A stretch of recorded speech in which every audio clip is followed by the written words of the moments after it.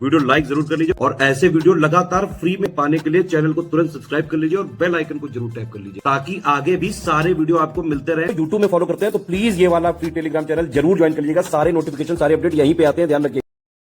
जुलाई month के study for civil services के monthly current affair के वीडियो में आप सभी का बहुत बहुत स्वागत है। एक बार फिर से जुलाई 2026 मंथ के सारे important current affair news update को हम लोग कवर कर लेंगे सेक्शन वाइज और एमसीक्यू फॉर्मेट में हमेशा की तरह। स्टडी फॉर सिविल सर्विसेज का कोई भी अगर आप पेड ग्रुप ज्वाइन करना चाहते हैं टेलीग्राम ग्रुप पर या फिर हमारे एप्लीकेशन पर, तो इन गिवन नंबर्स में से किसी भी एक पर व्हाट्सएप मैसेज करके आप जानकारी प्राप्त कर सकते हैं। एग्रीमेंट सेक्शन पे आ जाते हैं तो एग्रीमेंट सेक्शन में आईआईटी हैदराबाद, सीईईपीएल इंडिया और डसॉल्ट सिस्टम्स के मध्य समझौता। बट डसॉल्ट के बारे में आपको पता होना चाहिए कि एक फ्रांस का जो है निकाय है, फ्रांस की कंपनी है। तो एग्रीमेंट भी फ्रांस में हुआ था। भारत इनोवेट्स कार्यक्रम जो नीस फ्रांस में हुआ था उसमें ये एग्रीमेंट साइन किया गया था। India first centre of excellence, centre of design excellence in nuclear engineering, जिसको कोडीन कह सकते हैं आप, आईआईटी हैदराबाद में बनेगा। Centre of design excellence in nuclear engineering.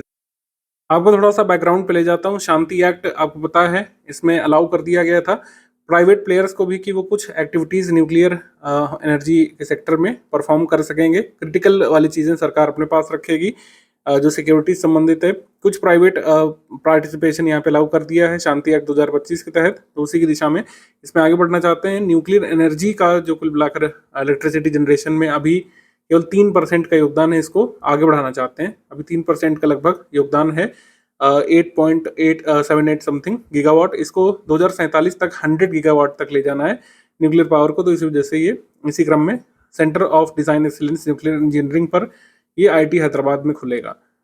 CSIR, CRRI यानी कि रोड रिसर्च इंस्टीट्यूट यानी केंद्रीय सड़क अनुसंधान संस्थान ने PWD उत्तर प्रदेश सरकार के साथ और school of planning and architecture new Delhi के साथ समझौता किया है। बेसिकली शहरी सड़कों के पक्कीकरण और हरियाली के मानक संरचना पर कार्यान्वयन करने के लिए उत्तर प्रदेश के NCR रीजन में, उत्तर प्रदेश के NCR रीजन में सड़कों को पक्का करना है, जिससे क्या होगा, हमको dust pollution, road dust pollution से टैकल करना है। खासकर अर्बन इन रीजन्स में NCR में जो रोड डस्ट है वो उड़ती है, तो उसके लिए जो है रोडों को पक्का किया जाए और क्या क्या कर सकते हैं जिससे अर्बन रोड डस्ट कम हो, उसके लिए समझौता किया गया है। उत्तर प्रदेश संबंधित है तो इस वजह से हमने इसको शामिल कर लिया है। लाइट स्टॉर्म नामक एक कह सकते हैं निकाय है, कंपनी है।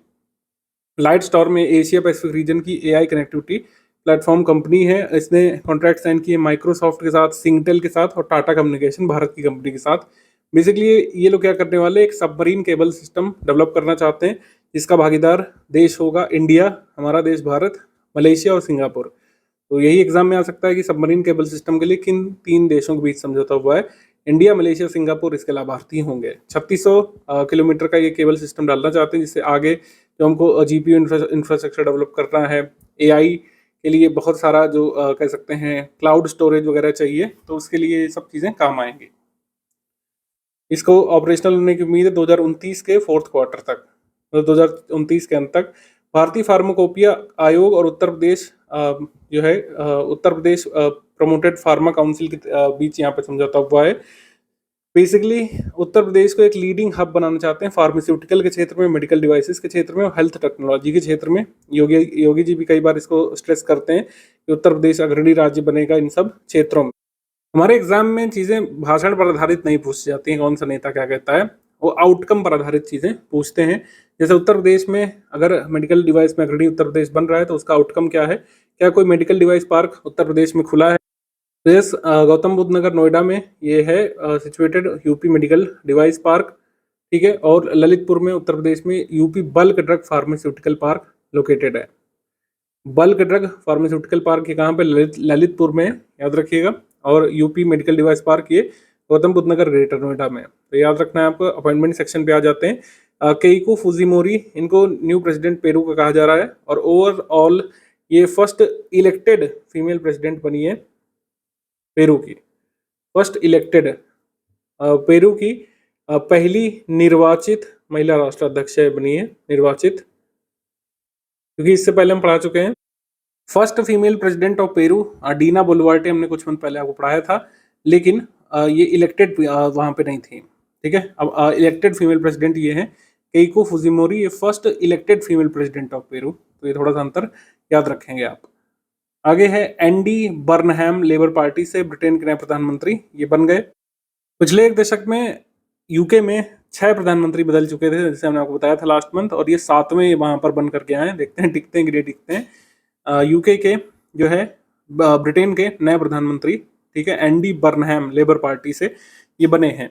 इनकी जगह पर आए हैं कीर स्टारमर के इस्तीफा के बाद आए हैं। कनिष्क नारायण ब्रिटेन के पहले कृत्रिम बुद्धिमत्ता मंत्री बनाए गए, काफी चर्चा में रहे, और काफी जो सोशल मीडिया इंपॉर्टेंट या जो पर्सन है या प्लेसेस हैं या न्यूज़ है वो भी आजकल एग्जाम के लिए इंपॉर्टेंट रहेंगी। तो Britain first artificial intelligence minister, AI minister Kanishka Narayan, इनका जन्म मुजफ्फरपुर बिहार में हुआ था। अब हालांकि इन्होंने यूके की नागरिकता ले रखी है। और फर्स्ट जो है एथनिक माइनॉरिटी रिप्रेजेंटेटिव पार्लियामेंट में बने, जो है हाउस ऑफ कॉमन्स में, ये वेल्स से जीते चुनाव, ठीक है, ठीक है, लेबर पार्टी के टिकट पर कनिष्क नारायण। प्रहलाद जोशी, इनका अपॉइंटमेंट बहुत चर्चित है और मुझे लगता है कि सभी को पता होगा, जो लोग भी थोड़ा बहुत भी एक्टिव हैं। किसी अनपढ़ को भी पता होगा, क्योंकि जनसी मूवमेंट ने हमारे शिक्षा मंत्री को हटा दिया, हटाने पर मजबूर किया। धर्मेंद्र प्रधान जी को जो है हटाया गया, या फिर कह सकते हैं उन्होंने वॉलंटरी इस्तीफा दिया। प्रधानमंत्री की सलाह पर राष्ट्रपति ने भारतीय संविधान के अनुच्छेद 75(2) के तहत इसे स्वीकार कर लिया। ये एग्जाम के लिए इंपॉर्टेंट है, आ सकता है, ठीक है, क्योंकि जैसे मैंने बताया आउटकम और जो टेक्निकलिटीज हैं उन्हीं पर एग्जाम फोकस करता है, ठीक है। तो धर्मेंद्र प्रधान ने इस्तीफा दे दिया था, अब प्रहलाद जोशी उनकी जगह पर आए हैं। एडिशनल उन्होंने चार्ज लिया है, क्योंकि वो ऑलरेडी जो है consumer affairs, food and public distribution ministry और ministry of new and renewable energy को भी देख रहे हैं। अमित गर्ग ये राष्ट्रीय अपराध ब्यूरो एनसीआरबी के नए डायरेक्टर बनाए गए हैं। एनसीआरबी के बारे में बात करें तो मिनिस्ट्री ऑफ होम अफेयर्स के अंतर्गत ही आता है। इसका हेडक्वार्टर न्यू दिल्ली में है। इसकी स्थापना हुई थी 1986 में। 1986 में स्थापना हुई टंडन कमेटी की रिकमेंडेशन पर, टंडन कमेटी की रिकमेंडेशन पर। श्री अमित कुमार के बारे में बात करें, अमित कुमार विशेष सुरक्षा दल एसपीजी के नए निदेशक ये बन गए हैं। नीति आयोग के नए सीईओ अपॉइंट किए गए हैं पीएम के द्वारा, अनुराग जैन। अनुराग जैन ये सीईओ बन गए। नीति आयोग के बहुत महत्वपूर्ण पदों में होते हैं नीति आयोग के सीईओ, वाइस चेयरपर्सन, तो ये आपको पता होना चाहिए। निधि चिब्बर की जगह आ गए हैं Anurag Jain, CEO of NITI Aayog at present. Vice chairperson NITI Aayog के प्रेजेंट में अशोक कुमार लाहिड़ी है, ये ध्यान रखिएगा। विश्वनाथन आनंद एफआईडी में इंटरिम प्रेसिडेंट बनाए गए थे। पहली बार किसी भारतीय चेस प्लेयर को एफआईडी की में इस सर्वोच्च पद पर दिया गया था, तो ये ध्यान रख सकते हैं, ठीक है। विश्वनाथन आनंद। हरजीत सिंह ग्रेवाल राष्ट्रीय अल्पसंख्यक आयोग के नए अध्यक्ष बने हैं, और इनके साथ मेंबर बनाए गए एस मुनव्वरी बेगम और वाइस प्रेसिडेंट, और ग्लेन ई सूजा टिकलो ये मेंबर बनाई गई थी। नेशनल कमीशन फॉर माइनॉरिटीज ये एक वैधानिक निकाय यानी कि स्टैट्यूटरी बॉडी है। National commission for of minorities act 1992 के तहत ये अस्तित्व में आई थी 1993 में, ठीक है। इसमें एक चेयरपर्सन, एक वाइस चेयरपर्सन और 5 मेंबर्स इसमें एग्जिस्ट करते हैं। रवि अग्रवाल ये सीबीडीटी के चेयरपर्सन लंबे समय से थे, इनको 1 साल का और एक्सटेंशन दिया है सरकार ने। इनको रीअपॉइंट किया है new chairperson of central board of direct taxes, ठीक है, Ravi Agarwal. CBIC central board of indirect taxes and customs के चेयरपर्सन ये विवेक चतुर्वेदी ये हैं, प्रेजेंट में ध्यान रख सकते हैं। राहुल हिमालयन ये आईआरसीटीसी के नए अध्यक्ष और प्रबंध निदेशक बने हैं, राहुल हिमालयन। तो आईआरसीटीसी कोई पुराना मतलब कह सकते हैं कोई नाम नहीं, या तो आजकल आप हमेशा इसमें चर्चा में सुनते रहते हैं। आईआरसीटीसी जो भी रेलवे ट्रैवल करते हैं, तो ये पब्लिक सेक्टर एंटरप्राइज है। इसको कौन सा स्टेटस मिला हुआ है, मिनी रत्न कंपनी, नवरत्न कंपनी, महारत्न कंपनी, ये आप जल्दी से कमेंट करके बताएंगे। न्यायमूर्ति अनु ग्रोवर बोलिका या बलिका, इनका न्यूज़ आपने देखा होगा, खासकर जो मूवमेंट हुआ था अभी हाल में जंतर मंतर पर, तो स्पेशल जज इनको नियुक्त किया गया। स्पेशल फास्ट ट्रैक कोर्ट जो कंस्टिट्यूट किया गया है पेपर लीक एग्जाम मतलब एग्जामिनेशन में जो पेपर लीक और माल प्रैक्टिसेस हुई हैं उसमें फास्ट ट्रैक कोर्ट जो बना उसकी स्पेशल जज बनाई गई हैं जस्टिस अनु ग्रोवर बलिका। चार्जशीट दाखिल होने के बाद 3 महीने के भीतर ट्रायल पूरा करने का प्रावधान है फास्ट ट्रैक कोर्ट में।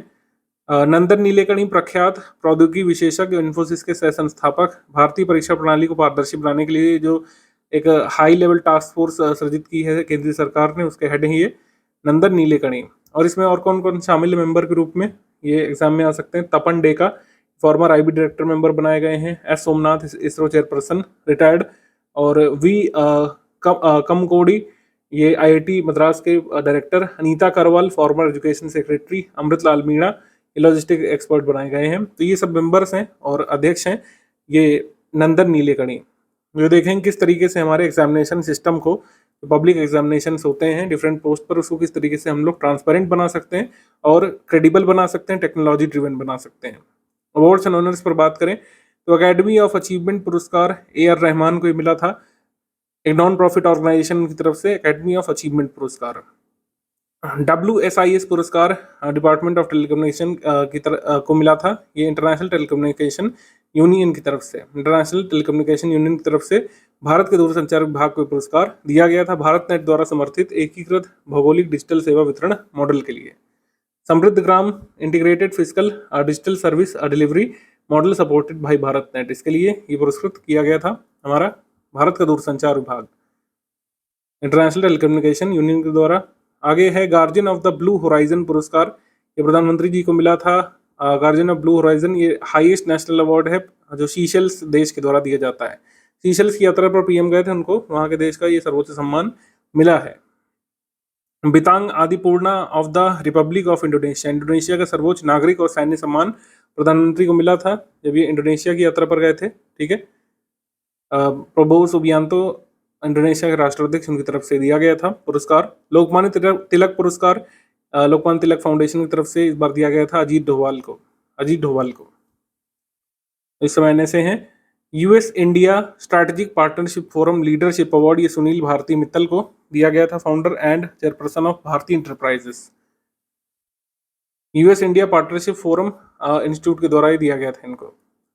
यूनेस्को एशिया पैसिफिक सांस्कृतिक विरासत संरक्षण पुरस्कार या फिर कल्चरल हेरिटेज कंजर्वेशन पुरस्कार ज्येष्ठ वर्ण महाविहार, ये ललितपुर में उत्तर प्रदेश में नहीं, नेपाल में, ध्यान रखिएगा, मतलब ये नेपाल का जो ये महाविहार है उसको मिला है पुरस्कार, लेकिन इसके कह सकते हैं रिकंस्ट्रक्शन में या फिर इसके रेनोवेशन में भारत का भी हाथ है। Indian national trust for art and cultural heritage, इसने जो है हेल्प करी थी इस महाविहार के जो है टेक्निकल उत्थान में, ठीक है, मतलब रिनोवेशन में भारत ने हेल्प की थी, तो तकनीकी विशेषज्ञता प्रदान की थी, तो इस वजह से हमारे लिए भी महत्वपूर्ण है। बाकी ये नेपाल का है ज्येष्ठ वर्ण महाविहार संरक्षण कार्य के लिए इनको जो है UNESCO Asia Pacific cultural heritage award मिला है 2026 का।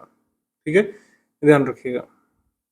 संयुक्त राष्ट्र जनसंख्या पुरस्कार यूनाइटेड नेशंस पॉपुलेशन प्राइज मिला है प्रोफेसर सरजीन मैगी ग्वे को, जो सेनेगल के जो एक कह सकते हैं ऑब्स्टेट्रिक सर्जन है, इन्हें मिला है। सेनेगल से हैं ये।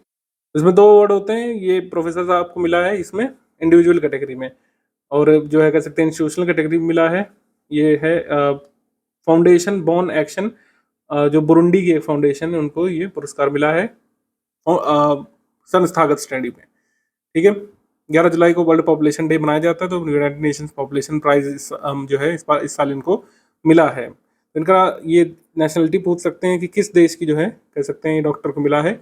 सेरिग्ने मैगुए सेनेगल से हैं ये। सेनेगल की राजधानी क्या है, इसका नाम आप लोग जो है कमेंट सेक्शन में लिख करके बताइए जल्दी से।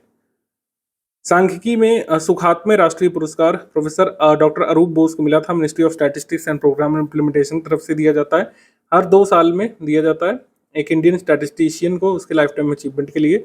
इस साल मिला है प्रोफेसर डॉक्टर अरूप बोस को सुखात्मय नेशनल अवार्ड इन स्टैट्स। राष्ट्रमंडल लघु कथा पुरस्कार जमीर नजीर, ये भारतीय मूल के त्रिनिदाद एंड टोबैगो के निवासी हैं, इनको दिया गया था। और भारतीय लेखिका शेरोन अरुपराइल को उनकी रचना मेहंदी राइट्स के लिए दिया गया था।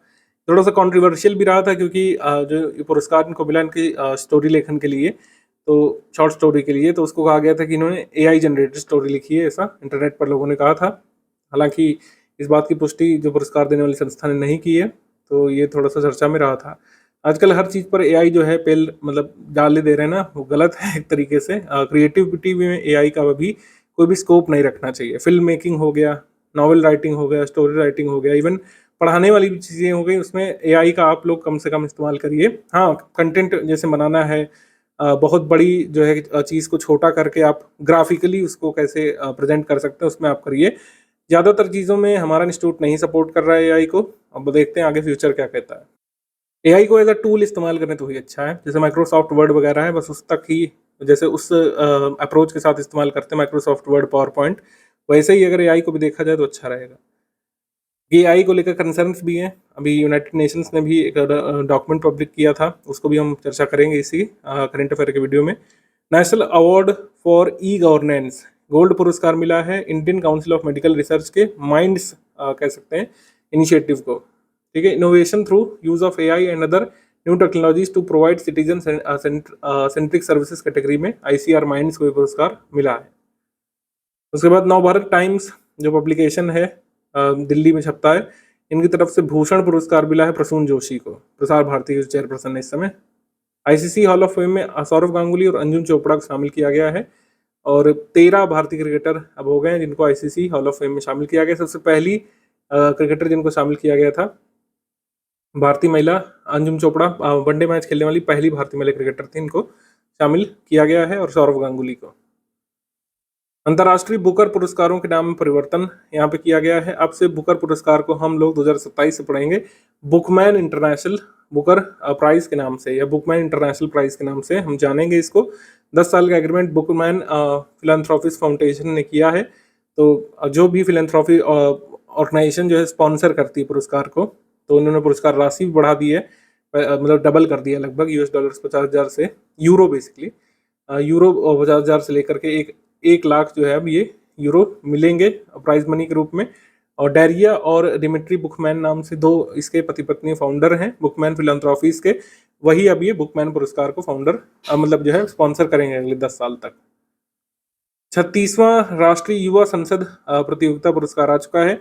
इसमें हम देखेंगे कुछ जरूरी अवार्ड ही देखेंगे, जैसे डॉक्टर राजेंद्र प्रसाद केंद्रीय विद्यालय प्रेसिडेंट स्टेट न्यू दिल्ली को ये वल्लभ भाई पटेल रनिंग पार्लियामेंट्री शील्ड और ट्रॉफी मिली है। जोनल ट्रॉफी के विनर जैसे केंद्रीय विद्यालय मथुरा कैंट, ये मथुरा से आगरा रीजन से। Winner PM Shri Kendriya Vidyalaya number 1 Mathura region south zone में विनर, ठीक है। पीएम श्री केंद्रीय विद्यालय नंबर 2 शिवाजी नगर भोपाल से सेंट्रल रीजन विनर, और ईस्टर्न रीजन विनर जो है गुवाहाटी का ये केंद्रीय विद्यालय एयरफोर्स स्टेशन गुवाहाटी से। तो आप उत्तर प्रदेश का खाली ध्यान रखिएगा, यूपीपीएससी के लिए रिस्पेक्टिव स्टेट वाले जैसे मध्य प्रदेश वाले इसका ध्यान रख सकते हैं कि सेंट्रल रीजन में किसे मिला, बस यही जरूरी है। वर्ल्ड्स बेस्ट स्कूल प्राइज ये T4 फाउंडेशन द्वारा चुना गया था। इसमें हम देख लेते हैं कि जैसे स्वस्थ जीवन श्रेणी कैटेगरी में सेठ आनंदराम जयपुरिया स्कूल लखनऊ को पुरस्कृत किया गया था।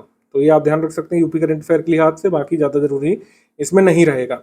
सामुदायिक सहयोग श्रेणी में healthy planet TGA early year school Noida Uttar Pradesh को सम्मानित किया गया है, ठीक है। वर्ल्ड्स बेस्ट स्कूल प्राइज में उस्ताद बिस्मिल्लाह खान युवा पुरस्कार, इसमें भी कैटेगरीज हैं। तो शास्त्रीय और पारंपरिक संगीत में क्लासिकल म्यूजिक में अभिषेक मिश्रा उत्तर प्रदेश से हिंदुस्तानी शास्त्रीय म्यूजिक गायन में उभरते हुए प्रख्यात कलाकार के रूप में इनको सम्मानित किया गया था। ये आप हाईलाइट करके ध्यान रख सकते हैं। लोक पारंपरिक और जनजातीय में अकरम खान दौसा राजस्थान से, मनीषा श्रीवास्तव बिहार से भोजपुरी लोक संगीत को पॉपुलर बनाने के लिए। रंगमंच और थिएटर में कपिल देव शुक्ला को, अमित दीक्षित उत्तर प्रदेश से इनको पुरस्कार ये दिया गया था। तो 3 कैटेगरीज है इसमें, थिएटर और थिएट्रिक्स में, फोक ट्रेडिशनल और ट्राइबल आर्ट में, क्लासिकल और ट्रेडिशनल म्यूजिक में। उत्तर प्रदेश के अवार्डीज का नाम ध्यान रखिएगा। आगे हम लोग बढ़ेंगे। 72वां राष्ट्रीय फिल्म पुरस्कार, ये भी हमेशा ही एग्जाम के लिए जरूरी होता है सभी स्टेट पीसीएस में। सर्वश्रेष्ठ फीचर फिल्म इस पर रही थी आर्टिकल 370, हिंदी की फिल्म है, ठीक है। इसको आप जी वाले चैनल पर देख भी सकते हैं शायद। और जियो स्टूडियोज निर्माता यामी गौतम ने इसमें इंपॉर्टेंट रोल प्ले किया था। किसी नए निर्देशक की सर्वश्रेष्ठ फिल्म का पुरस्कार मिला था स्वतंत्र वीर सावरकर फिल्म को। वीर सावरकर की भूमिका रणदीप हुड्डा ने निभाई थी और यहाँ निर्देशक भी थे इसमें। राष्ट्रीय सामाजिक और पर्यावरणीय मूल्यों को का संवर्धन करने वाली सर्वश्रेष्ठ फीचर फिल्म का पुरस्कार मिला था कैप्टन मिलर को, तमिल फिल्म, ठीक है। सर्वश्रेष्ठ जो है निर्देशन में अमरन फिल्म या अमरा फिल्म जो तमिल में आई थी, हिंदी डब में नेटफ्लिक्स पे अवेलेबल है। सर्वोत्तम निर्देशन के लिए मुख्य भूमिका में सर्वश्रेष्ठ अभिनेत्री, ये भी बहुत पूछा जाता है, तो यामी गौतम आर्टिकल 370 के लिए।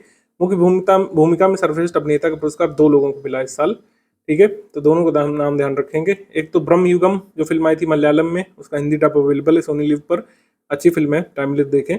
अभिनेता ममूटी जो है उन्होंने इसमें इंपॉर्टेंट रोल निभाया था, लीड एक्टर का पुरस्कार इन्हें मिला है। और चंदू चैंपियन हिंदी फिल्म थी, इसमें कार्तिक आर्यन ने रोल निभाया था, तो उनको मुख्य अभिनेता में सर्वश्रेष्ठ पुरस्कार ही मिला है। नॉन फीचर फिल्म में कई भाषाएं होती हैं, लेकिन इसमें हम सर्वश्रेष्ठ नॉन फीचर फिल्म को ही देखेंगे। भंगार हिंदी और अंग्रेजी में फिल्म आई थी भंगार, सर्वश्रेष्ठ नॉन फीचर फिल्म। और 22 भाषा में जो फिल्म अवार्ड की जाती है उसमें सिर्फ हिंदी वाली पूछी जाती है। तो सर्वश्रेष्ठ हिंदी फिल्म श्रीकांत रही थी, श्रीकांत, ठीक है। राजकुमार राव ने इसमें महत्वपूर्ण भूमिका निभाई थी श्रीकांत की। तो जितने जरूरी हैं वो हमने दे दिए हैं। ये हर बार जो हम यहाँ पर सिलेक्ट करते हैं उसी में से एग्जाम में आ जाता है, तो कोई भी टेंशन वाली बात नहीं। जितने यहाँ पे बताए गए अवार्ड्स वही ध्यान रखिएगा। Best Hindi film Srikanth. Books and author में RSS @100 a century of service unity and sacrifice, ठीक है। तो RSS की स्थापना कब हुई थी, जल्दी से कमेंट करके बताइए, महीना और साल। इस पुस्तक को लिखा है श्री श्याम जाजू और श्री अनुपम त्रिवेदी ने इसको विमोचित किया था हमारे vice president of India CP Radhakrishnan ने। इंपॉर्टेंट डेट्स थीम देख लेते हैं हम लोग। वर्ल्ड कैमल डे 22 जून को होता है, योग दिवस के अगले दिन ये वर्ल्ड कैमल डे मनाया जाता है। और GST दिवस 1 जुलाई को होता है। नेशनल डॉक्टर्स डे 1 जुलाई को होता है, डॉक्टर विधान चंद्र राय के सम्मान में मनाया जाता है भारत में। International plastic bag free day 3 जुलाई को होता है। इंटरनेशनल डे ऑफ कोऑपरेटिव्स 4 जुलाई को होता है, मतलब जुलाई माह के पहले शनिवार को होता है, जो भी डेट हो, ठीक है। Cooperatives for a peaceful world ये इस बार थीम थी। वर्ल्ड रूरल डेवलपमेंट डे ये 6 जुलाई को होता है, 2024 से मनाया जा रहा है। बांग्लादेश के प्रस्ताव पर इसको स्वीकृत किया गया था, 2025 में पहली बार मनाया गया था। वर्ल्ड रूरल डेवलपमेंट डे इस बार थीम थी financing the first mile of food systems. National fish farmers day 10 जुलाई को होता है। 10 जुलाई को KH अली कुन्ही और HL चौधरी की याद में मनाया जाता है। आर्टिफिशियल ब्रीडिंग जो है मेजर कार्प फिश की परफॉर्म की गई थी अंगुल, ओडिशा में। नेशनल फिश फार्मर्स डे का ऑफिशियल सेलिब्रेशन ये हुआ था Eicher central institute of fishery education के द्वारा कलकत्ता सेंटर में।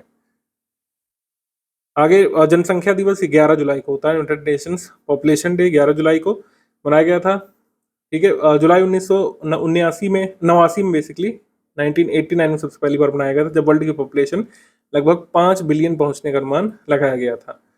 ग्लोबल पॉपुलेशन जो है 7 बिलियन कब पहुंची, 2011 में, ठीक है। 2021 में 7.9 बिलियन ही ऑफिशियल पॉपुलेशन थी लगभग, ठीक है। 8.5 बिलियन 2030 तक हो सकती है और 10.9 बिलियन रहेगी जब हमारी ये 21वीं सदी खत्म होगी।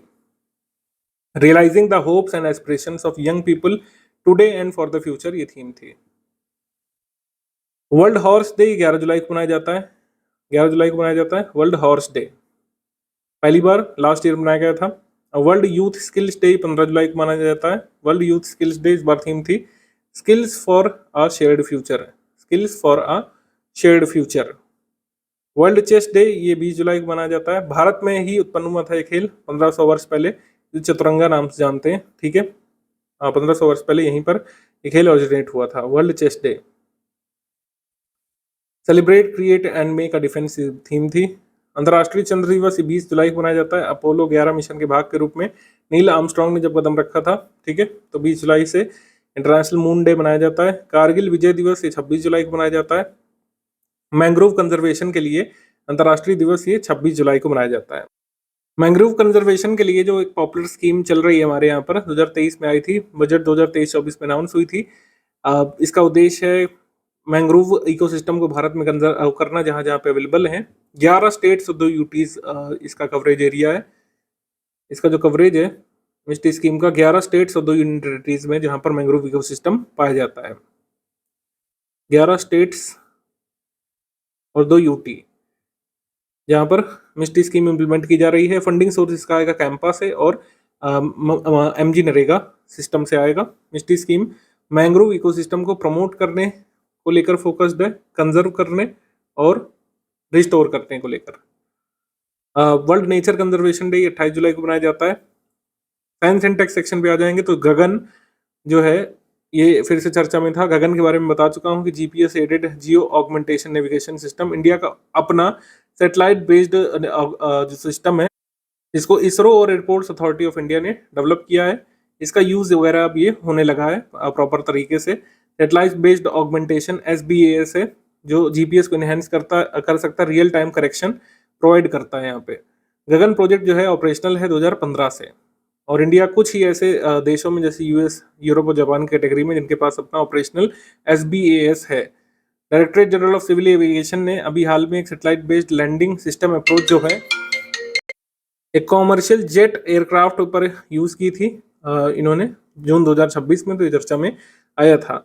भारत का पहला जो है मतलब गगन का इस्तेमाल लैंडिंग सिस्टम अप्रोच को लेकर एक कॉमर्शियल व्यावसायिक जेट विमान पर किया गया था पहली बार जून 2026 में। तो हम इसको प्रॉपरली आगे भी यूज कर सकते हैं, ये हमको पता चलता है। तो गगन के बारे में आपको पता होना चाहिए। जो कई लोग पूछते हैं साइंस टेक में क्या आता है सर, यही सब चीजें आती रहती हैं जो भले ही बहुत पहले टेक्नोलॉजी बनी है लेकिन उसका इस्तेमाल अभी हुआ है, तो अभी वो उसको पूछा जाएगा। भारत में सप्ताह में एक बार ली जा सकने वाली इंसुलिन की खुराक आ गई है। जो लोग भी ऐसी डायबिटीज से पीड़ित हैं जो कि जेनेटिक है, ठीक है, मतलब जिसमें आपके इंसुलिन बनाने वाले सेल्स डिस्ट्रॉय हो गए हैं, तो इंसुलिन आपको लेना पड़ता है। तो once weekly insulin dose weekly जो है इंडिया में लॉन्च कर दी गई। डेनमार्क की कंपनी है नोवो नॉर्डिस्क, इन्होंने लॉन्च किया है नोवो नॉर्डिस्क। जो है इसको अप्रूवल मिल चुका है। टाइप 1 और टाइप 2 डायबिटीज के पेशेंट इसको ले सकते हैं। एक वीकली डोज में 70 यूनिट होते हैं जो करीब 261 रुपए जिसकी कॉस्ट आएगी। भारत इसको अप्रूव करने वाला जो है 7वां देश बन चुका है। देश की पहली डेंगू वैक्सीन क्यूडेंगा भी आ चुकी है। Drug controller general of India ने डेंगू वैक्सीन क्यूडेंगा को फाइनल अप्रूवल दे दिया है, ठीक है। डेंगू वायरस के जितने भी वेरिएंट है उसमें सुरक्षा प्रदान इसमें की जाती है। क्यूडेंगा एक जापानीज कंपनी है टाकीडा, उनके द्वारा बनाई गई है, ठीक है।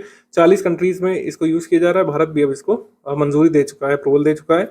इंडिया फर्स्ट डेंगू वैक्सीन है जिसके लिए आपको डेंगू की जांच कराने की जरूरत नहीं है। वैक्सीन देने के लिए 2 डोज में दी जाती है। आगे है नासा की स्विफ्ट वेधशाला को बचाने के लिए अंतरिक्ष mission, NASA Swift observatory space mission ये लॉन्च किया गया है।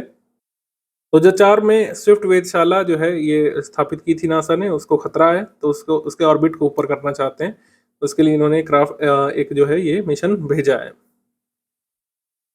मार्शल आइलैंड से इसको लॉन्च किया गया था। आगे national innovation challenge for drone application and research, जिसको निडार बोला जा रहा है, निडर कह सकते हैं, ठीक है। निडर चैलेंज किस बारे में है बेसिकली, किस मिनिस्ट्री का, ministry of electronics and IT drone federation of India के साथ ही सेकंड एडिशन निडर का लॉन्च कर रही है। निडर का कुल मिलाकर उद्देश्य है कि भारत ऐसा नेशन बने जो कि ब्रेन ऑफ द ड्रोन जैसे कि इंडिजिनस चिप, एवियोनिक्स और ऑटो पायलट्स पर काम करे।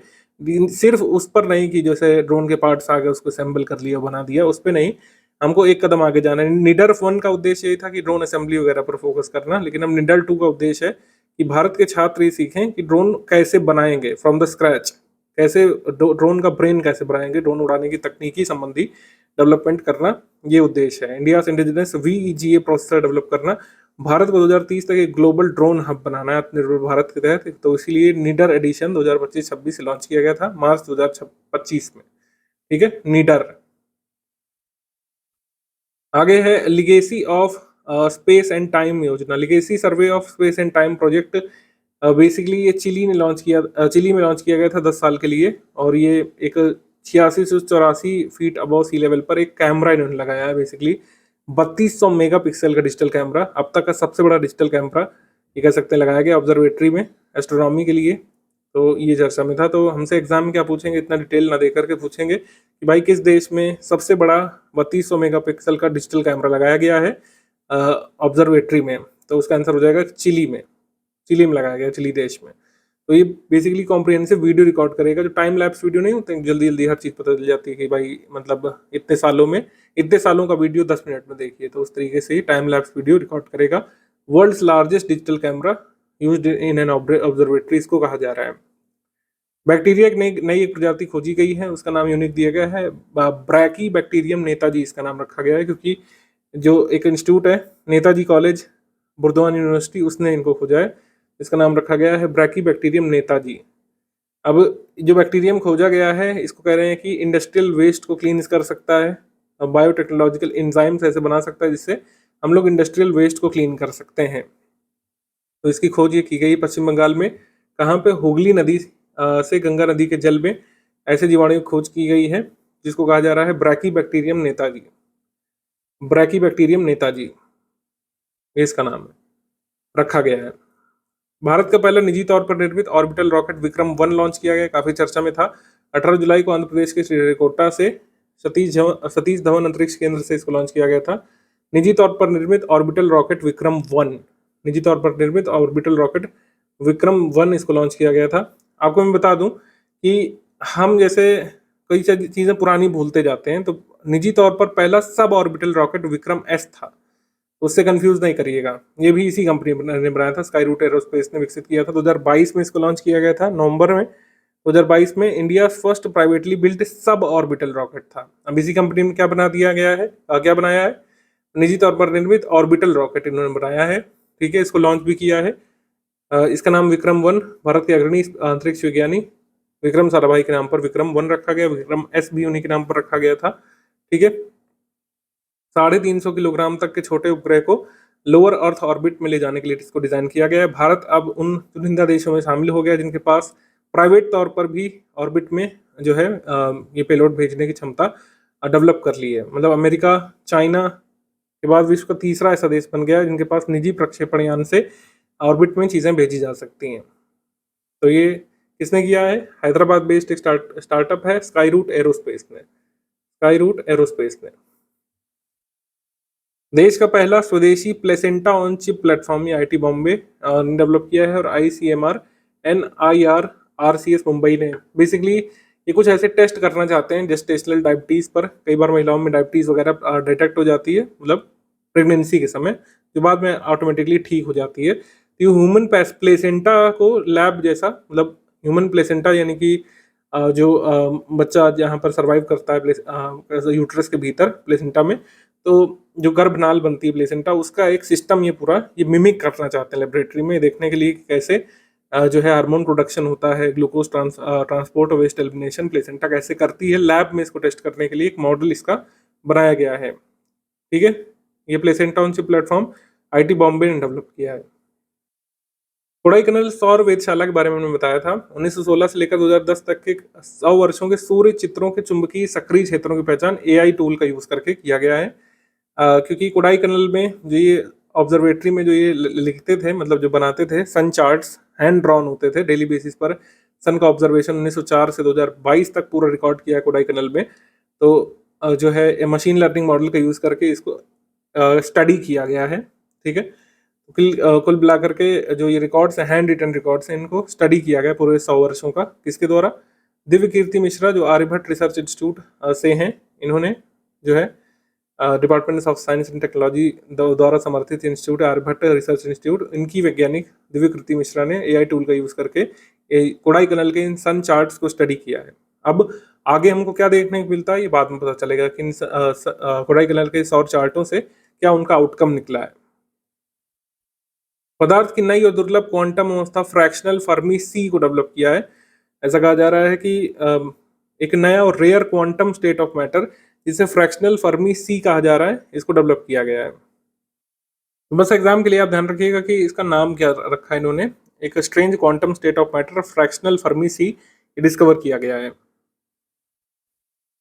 आगे हम लोग बढ़ते हैं डिफेंस सेक्शन में। पिच ब्लैक अभ्यास ये ऑस्ट्रेलिया के साथ भारत करता है। इसका आयोजन जो है ऑस्ट्रेलिया के डार्विन, टिंडल और एम्बरली में मतलब जो वहाँ की रॉयल ऑस्ट्रेलियन वायुसेना है उनके ठिकानों पर किया गया था।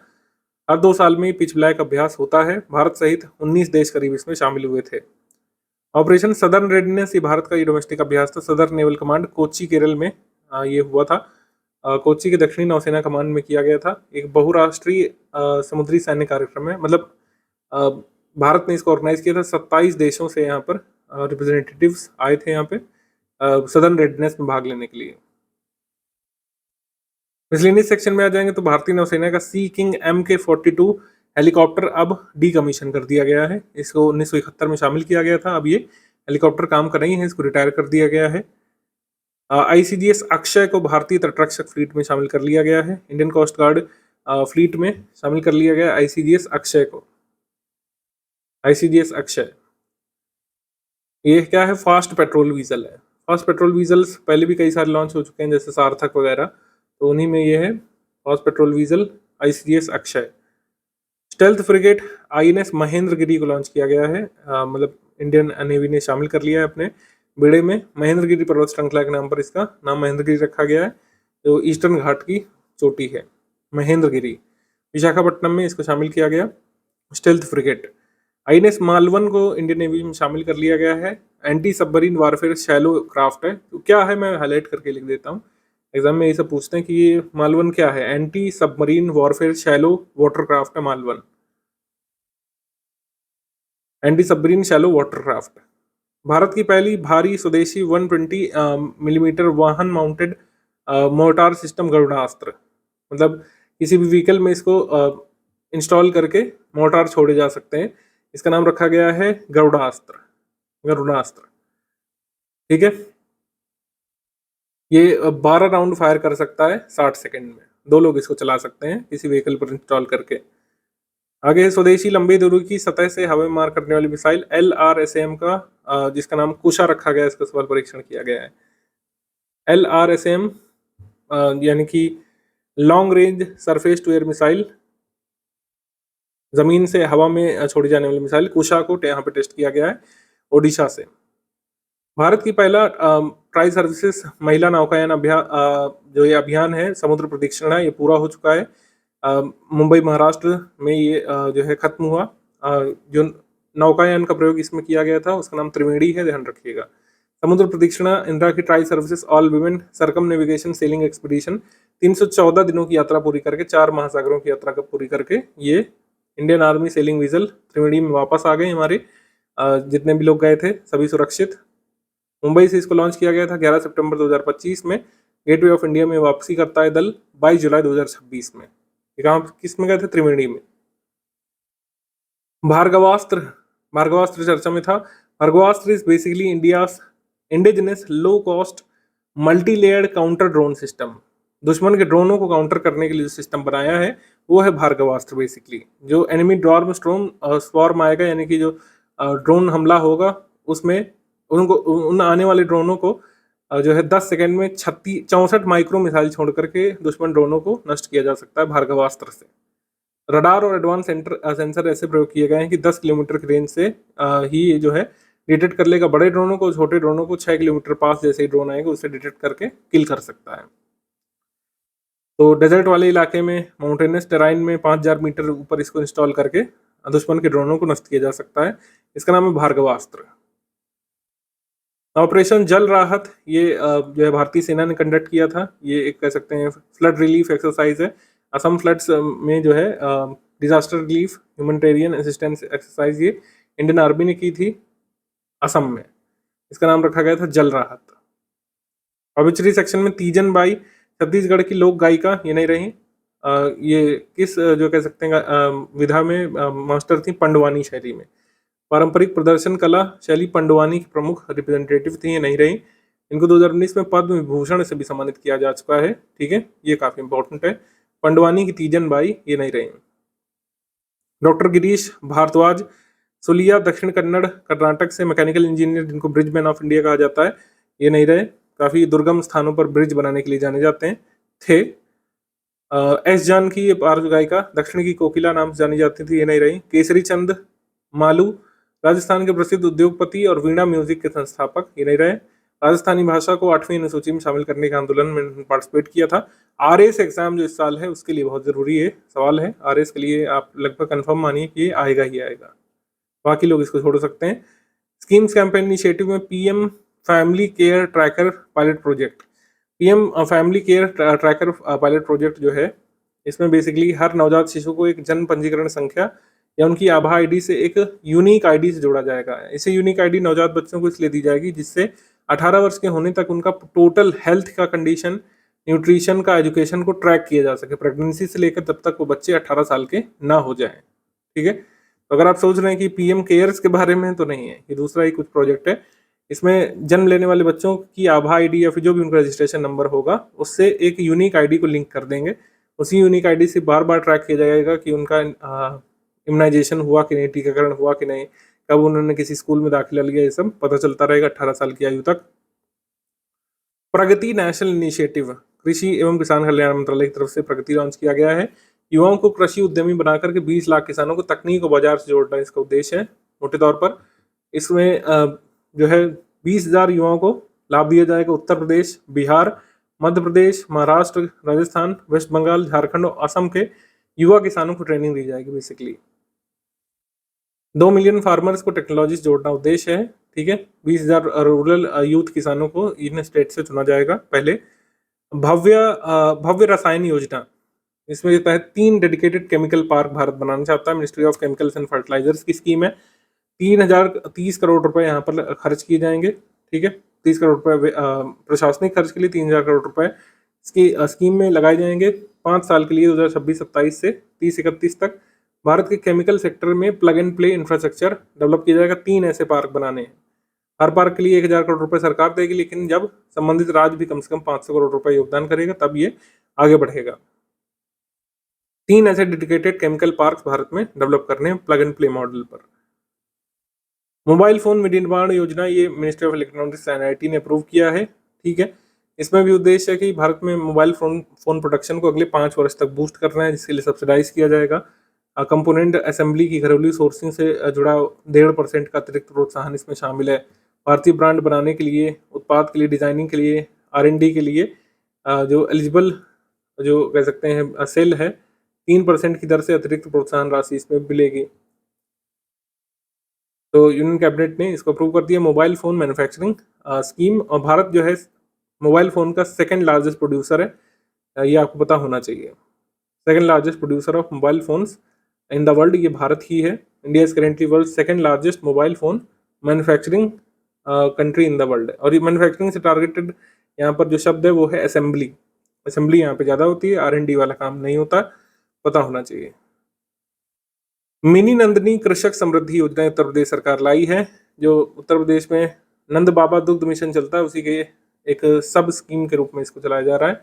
मिनी नंदनी कृषक समृद्धि योजना का उद्देश्य है जो छोटे ऐसे डेयरी चलाने वाले किसान, मतलब जो ऐसे गौपालक जो एक छोटी डेयरी यूनिट डेवलप करना चाहते हैं, उसको प्रमोट करना है। एक ऐसी डेयरी यूनिट जिसमें 10 कम से कम गायें हों, साहिवाल, गिर, थारपारकर ब्रीड्स यानी इंडिजिनस ब्रीड्स की हों, विदेशी ना हो।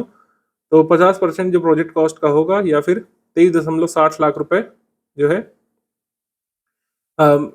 दिया जाएगा। एक मतलब 11,80,000 जो है 2 फेजेस में सरकार वहन करेगी इसमें खर्चा। 25% जो है फर्स्ट फेज में इंफ्रास्ट्रक्चर बनने के बाद, और 25% जो मतलब 25% सरकार देगी प्रोजेक्ट कॉस्ट का जब तबेला वगैरह ये चट्टा है वो खुल जाएगा, और 25% देगी जब गाय वगैरह खरीद लेगा किसान। तो इस तरीके से जो छोटे छोटे डेयरी यूनिट्स है वो सरकार प्रदेश में यह लागू करना चाहती है, मतलब बनवाना चाहती है, प्रोत्साहित करना चाहती है। तो सरकार ने माना है कि इसमें 23,60,000 रुपए खर्चा आएगा 10 गाय की एक डेयरी खोलने में। उसमें 11,80,000 सरकार 2 किस्तों में देगी। मतलब पहले जब मतलब जो है डेयरी यूनिट खरीद लिया जाएगा, जगह वगैरह खरीद ली जाएगी, इंफ्रास्ट्रक्चर डेवलप हो जाएगा, तब आधे पैसे मिलेंगे, और आधे पैसे गाय खरीदने के बाद। आगे है प्रोजेक्ट गंगा। प्रोजेक्ट गंगा उत्तर प्रदेश सरकार की इनिशिएटिव यूपी करंट अफेयर में डिस्कस किया था। हिंदुजा ग्रुप की टेलीकॉम शाखा वन OTT एंटरटेनमेंट लिमिटेड द्वारा इसको समर्थित किया जा रहा है। कुल मिलाकर इसका उद्देश्य क्या? प्रोजेक्ट गंगा कोई नदी सफाई या नदी संवर्धन संबंधित नहीं है। राज्य की 57,000 ग्राम पंचायतों को, 8,000 न्याय पंचायतों को, 20 लाख ग्रामीण घरों को बेसिकली ब्रॉडबैंड कनेक्टिविटी जोड़ना इनका उद्देश्य है। Last mile digital connectivity promote करना है, और इनका उद्देश्य है कि स्किल डेवलपमेंट करके टेक्नोलॉजी बेस्ड एम्प्लॉयमेंट जनरेशन किया जाए। जो ग्राम पंचायतें हैं वो ब्रॉडबैंड से जुड़ी हैं। गंगा फाइबर ब्रॉडबैंड सर्विस जो है ये 2 मिलियन रूरल हाउस होल्ड को प्रोवाइड कराई जाएगी 57,000 ग्राम पंचायतों में, 8,000 न्याय पंचायतों में उत्तर प्रदेश में। अभी 21 डिस्ट्रिक्ट को इसमें टारगेट किया गया जहां पर कनेक्टिविटी काफ़ी कम है। गंगा का मतलब है government assisted network for growth and advancement. तो गंगा फाइबर ब्रॉडबैंड ये इन ग्राम पंचायतों में, न्याय पंचायतों में लगाया जाएगा जहां पर इंटरनेट की सुविधा नहीं अच्छी पहुंची है। ठीक है। यूपी किसान कर्ज माफी योजना ये थोड़ा चर्चा में आती है, तो हम बता दें 2017 में शुरू की गई थी। इसको किसान ऋण मोचन योजना के तहत 2026 में फिर से आगे बढ़ा दिया गया है। इसमें 1 लाख रुपए तक का कृषि लोन माफ किया जाता है स्मॉल और मार्जिनल फार्मर्स का, यानी कि आपके पास भूमि जो है जो लगभग 5 एकड़ जो है, पूरी नहीं होती 5 एकड़, 2 हेक्टेयर होती, 2 हेक्टेयर तक जिनकी भूमि है, 5 हेक्टेयर से थोड़ा कम तो साइज होता है। जो उत्तर प्रदेश का मूल निवासी किसान है उसका आउटस्टैंडिंग लोन अगर किसी कॉमर्शियल बैंक में, कोऑपरेटिव बैंक में, रीजनल रूरल बैंक में, RRB में 1 लाख रुपए तक का तो वो माफ किया जाता है। ठीक है। मुख्यमंत्री जोखिम प्रबंधन और पशुधन बीमा योजना। तो पशुओं का बीमा बेसिकली सरकार, उत्तर प्रदेश सरकार कराएगी। 85% जो प्रीमियम देना होगा वो राज्य सरकार वहन करेगी। मतलब इसमें भी 51% प्रीमियम सरकार मतलब जो है केंद्र सरकार देगी। राज्य सरकार 34% का योगदान करेगी और शेष राशि किसान वहन करेगा, यानी कि 15% का खाली प्रीमियम देना है और उसका पशु इंश्योर हो जाएगा। और अगर पशु स्थायी रूप से विकलांग हो जाता है तो बीमित राशि का 75% क्लेम कर सकता है किसान।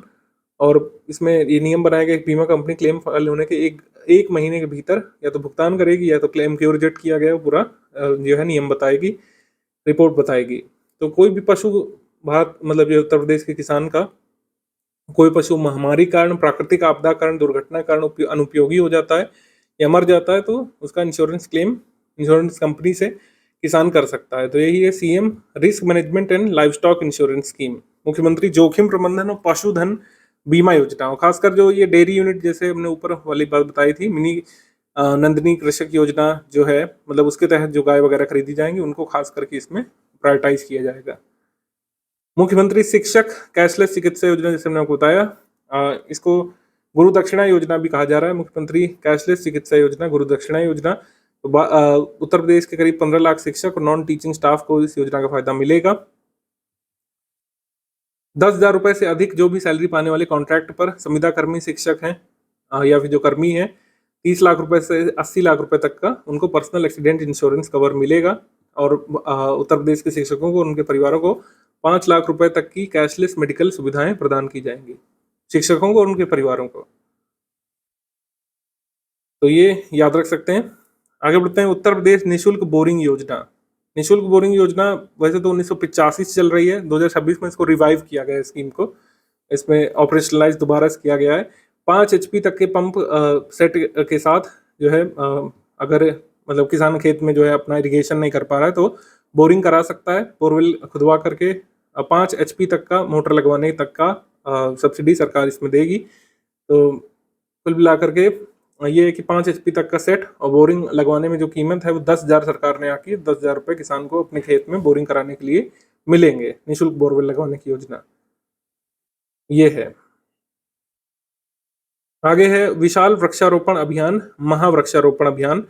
महावृक्षारोपण 2026 के तहत उत्तर प्रदेश ने एटलीस्ट क्लेम किया है कि एक दिन में 35 करोड़ पौधे उत्तर प्रदेश ने लगा लिए हैं। ठीक है, 27 भागों ने साथ मिलकर काम किया था। उत्तर प्रदेश सरकार का लक्ष्य 2030 तक हरित आवरण यानी कि जो फॉरेस्ट एरिया है उसको बढ़ा करके 15% करना है। प्रेजेंट में कितना जल्दी से बताइए आप कमेंट करके। और ये एग्जाम में जो पूछ सकते हैं वो मैं यहाँ पे लिख के लाया हूँ, मुझे लगता है कि ये बिल्कुल एग्जाम में आ सकता है। ये ऑफिशियल एप्लीकेशन या पोर्टल का यूज जो किया जाता है ट्री प्लांटेशन ड्राइव्स में, उसका नाम हरितिमा है। मतलब हरितिमा ऐप के थ्रू उत्तर प्रदेश में लगाए गए पौधे की या वृक्ष की फोटो अपलोड की जाती है, जियो टैगिंग की जाती है उसमें कि भाई ये पेड़ लगाया गया। तो इस तरीके से है कि उत्तर प्रदेश में वृक्षारोपण अभियानों की जियो टैगिंग और निगरानी के लिए जो पोर्टल और एप्लीकेशन इस्तेमाल किया जाता है उसका नाम है हरितिमा। हरितिमा नाम ध्यान रखिएगा।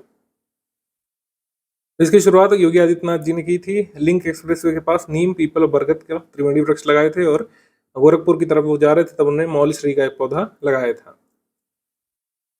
ये 35 करोड़ या 350 मिलियन सैपलिंग का टारगेट, ये ध्यान रखिएगा। महावृक्षारोपण अभियान में उत्तर प्रदेश सरकार ने क्लेम किया है कि उन्होंने जो है 35 करोड़ का डेटा पार कर लिया था। आगे यूपी खेत सुरक्षा योजना मूल रूप से जुलाई 2023 में शुरू की गई थी। इसको फिर से 2026 के लिए आगे बढ़ा दिया गया है। आवारा पशुओं, नीलगाय, जंगली सूरों से जो फसलों को खतरा होता है, किसान की फसलों, खासकर बुंदेलखंड जैसे रीजन में जहाँ पर अन्ना प्रथा है, जो पशु छोड़ दिए जाते हैं दूसरे खेतों में चरने के लिए, काफी लड़ाई झगड़ा भी इस वजह से कई बार होता है। तो उसके लिए 60% सब्सिडी फार्मर को मिलेगी सरकार की तरफ से सोलर फेंसिंग लगवाने के लिए। सोलर फेंसिंग जो लगाई जाती है जिससे जानवर वगैरह पास में ना आए, कई बार सायरन वगैरह भी लगवाए जाते हैं। तो जो है 1.4 लाख पर हेक्टेयर यहाँ पर जो है इनको मिलेगी सब्सिडी। 1 हेक्टेयर के लिए सोलर फेंस लगाने के लिए सरकार यहाँ पर देगी मैक्सिमम कितने 1.43 लाख रुपए, 1,43,000 रुपए। ठीक है, ये यहाँ पे यूपी खेत सुरक्षा योजना में। अटल आजीविका समृद्धि हाट योजना छत्तीसगढ़ सरकार ने ये शुरू की थी। इसका उद्देश्य है स्थानीय उत्पादन, प्रसंस्करण, सेवा विपणन को प्रमोट करना, जो स्थानीय उत्पाद जो बनाते हैं उसको बेचने में मदद करना उद्देश्य है।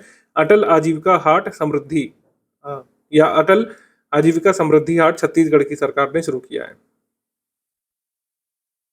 Heat smart school pilot project Delhi सरकार और एनडीएम ने शुरू किया है। Germany GI Z India Germany की पहल है। इसका उद्देश्य है स्कूलों को ठंडा रखना, protect school students from life threatening effect of extreme heat and heat waves. गर्मी के मौसम में जो कई बार स्कूल की इमारतें काफ़ी गर्म रहती हैं, उसको थोड़ा ठंडा करने का उद्देश्य क्लाइमेट रिसाइलेंट इंफ्रास्ट्रक्चर बनाना है। ऐसे कूलिंग मेजर्स लेने जिससे हमारे छात्र जब मई जून में स्कूल वगैरह आते हैं, वैसे तो गर्मी छुट्टी हो जाती है लेकिन अप्रैल से ही भीषण गर्मी दिल्ली जैसे रीजन्स में पड़ने लगती है, तो उसका उद्देश्य है स्कूल वगैरह की बिल्डिंग्स को किसी तरीके से ठंडा करना। यहाँ पे शुरू भी कर दिया गया दिल्ली में शालीमार बाग के स्कूल में। डिजिटल स्क्वायर इनिशिएटिव केरलम की है। इसका उद्देश्य निम्न और उच्च प्राथमिक विद्यालयों में डिजिटल शिक्षा को परिवर्तित करना इनका उद्देश्य है, डिजिटल स्क्वायर इनिशिएटिव। बस इतना ध्यान रखिएगा, डिजिटल स्क्वायर इनिशिएटिव की स्टेट की पहले केरल की। भारत के लिए अंतर्राष्ट्रीय क्रिकेट में सबसे कम उम्र के खिलाड़ी डेब्यू करने वाले बन गए वैभव सूर्यवंशी। ठीक है, 15 साल की एज में जो है T20 मैच में खेले थे इंग्लैंड के खिलाफ। हालांकि वो मैच भारत हार गया था, इन्होंने भी कुछ खास रन नहीं बनाए, लेकिन एटलीस्ट इनका डेब्यू हुआ था 15 साल 99 दिन की आयु में। और सचिन तेंदुलकर का जो बहुत पुराना रिकॉर्ड था वो फाइनली टूट गया है। 16 साल 205 दिन में सचिन ने डेब्यू किया था वनडे में, एक्चुअली टेस्ट क्रिकेट में। इन्होंने T20 में किया, वैभव सूर्यवंशी ने। आगे बढ़ते हैं। T20 अंतर्राष्ट्रीय मैच में अर्धशतक बनाने वाले सबसे कम उम्र के खिलाड़ी ये बने वैभव सूर्यवंशी। 19 बॉल पे 50 रन इन्होंने बनाए थे। और जिब्राल्टर के लुइस ब्रूस के नाम अब तक रिकॉर्ड था, रिकॉर्ड टूट गया है। सबसे कम उम्र के व्यक्ति जिन्होंने कोई इंटरनेशनल 50 लगाई, वैभव सूर्यवंशी। आईसीसी महिला T20 विश्व कप ये हुआ था इंग्लैंड और वेल्स में, लॉर्ड्स में फाइनल हुआ था। 12 टीमें इसमें शामिल हुई थी। विजेता ऑस्ट्रेलिया रहा था और उपविजेता इंग्लैंड। बस ये ध्यान रखना है। इंडिया इंग्लैंड का महिला टेस्ट मैच लॉर्ड्स में हुआ था। इसमें इंडिया जीत गया था और इंग्लैंड यहाँ पे हार गया था। यास्तिका भाटिया ने लॉर्ड्स में शतक बनाया था और महिला टेस्ट क्रिकेट में जो है लॉर्ड्स में महिला टेस्ट क्रिकेट में शतक लगाने वाली पहली बल्लेबाज बनी थी यास्तिका भाटिया। आप सोचेंगे कि इतना इंपॉर्टेंट मैच ये क्यों है। वुमेन्स वाले मैच कुछ कुछ इंपॉर्टेंट होते हैं। यूकेपीएससी जो इस साल होना है, मुझे लगता है इसमें जरूर पूछेंगे, उसमें इस तरीके का स्पोर्ट्स करंट अफेयर पसंद होता है। बीपीएससी में भी आ सकता है। टेनिस की बात करें तो विंबलडन 139वां एडिशन था। विनर रहे जैनिक सिनर इटली से और उपविजेता रनर अप रहे जर्मनी से अलेक्जेंडर ज़ुरेव। महिला एकल यानी विमेन सिंगल में विजेता लिंडा नोस्कोवा रही थी चेक रिपब्लिक की, और अपने ही देश की कह सकते हैं कैरोलिना मुशोवा को इन्होंने हराया था। कैरोलिना मुशोवा भी चेक रिपब्लिक से और लिंडा नोस्कोवा भी चेक रिपब्लिक से। लिंडा जीती थी और कैरोलिना मुशोवा यहाँ पे रनर अप रही थी। फुटबॉल की बात करें तो फीफा फुटबॉल वर्ल्ड कप पुरुषों वाला हुआ। कनाडा, मेक्सिको और अमेरिका में इसका आयोजन किया गया था। कनाडा का शुभंकर मेपल था, मेक्सिको का जायू जैगुआर और अमेरिका का था बॉल्डीगल क्लच। 48 टीमें इस बार खेली थी। पहली बार 32 थे, 48 टीमें इसमें शामिल हुई थी। 104 मैच हुए थे और फाइनल मुकाबला हुआ था मेटलाइफ स्टेडियम न्यू जर्सी में।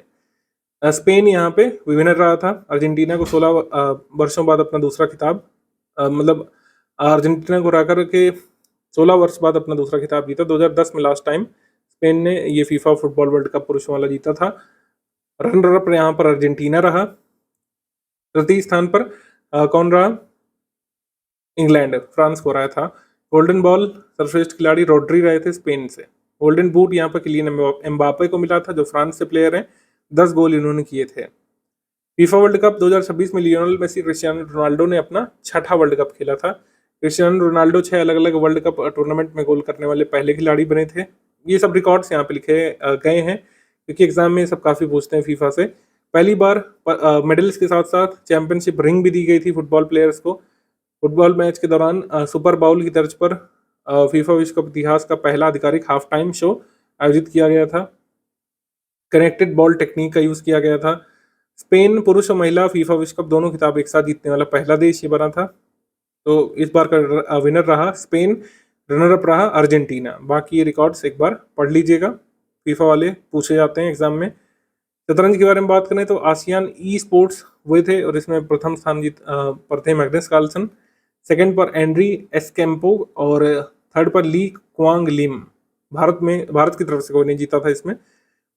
एथलेटिक्स के बारे में बात करें तो national inter state senior athletics हुई थी। इसमें एक रिकॉर्ड बना था, बस वही जरूरी है। केरल की लंबी कूद एथलीट एनसी सोजान ने महिलाओं की लंबी कूद स्पर्धा में 6.88 मीटर की छलांग लगाई थी, जो अपने आप में एक नया नेशनल रिकॉर्ड है। 22 साल तक इस रिकॉर्ड को होल्ड किया हुआ था भारत की एथलीट अंजू बॉबी जॉर्ज ने। उनका रिकॉर्ड ये अंशी सोजन ने तोड़ दिया है। तो बस यही जरूरी है, ऐसे भी कई बार चीजें एग्जाम में पूछ लेते हैं। लॉन्ग जंप पर एनसी सोजन ने किसका रिकॉर्ड तोड़ दिया? अंजू बॉबी जॉर्ज का, लॉन्ग जंप में। एबीसी पुरुष वॉलीबॉल कप हुआ था, इसमें भारत को ब्रॉन्ज मिला था। इसमें ब्रॉन्ज गुजरात के अहमदाबाद में इसका आयोजन किया गया था।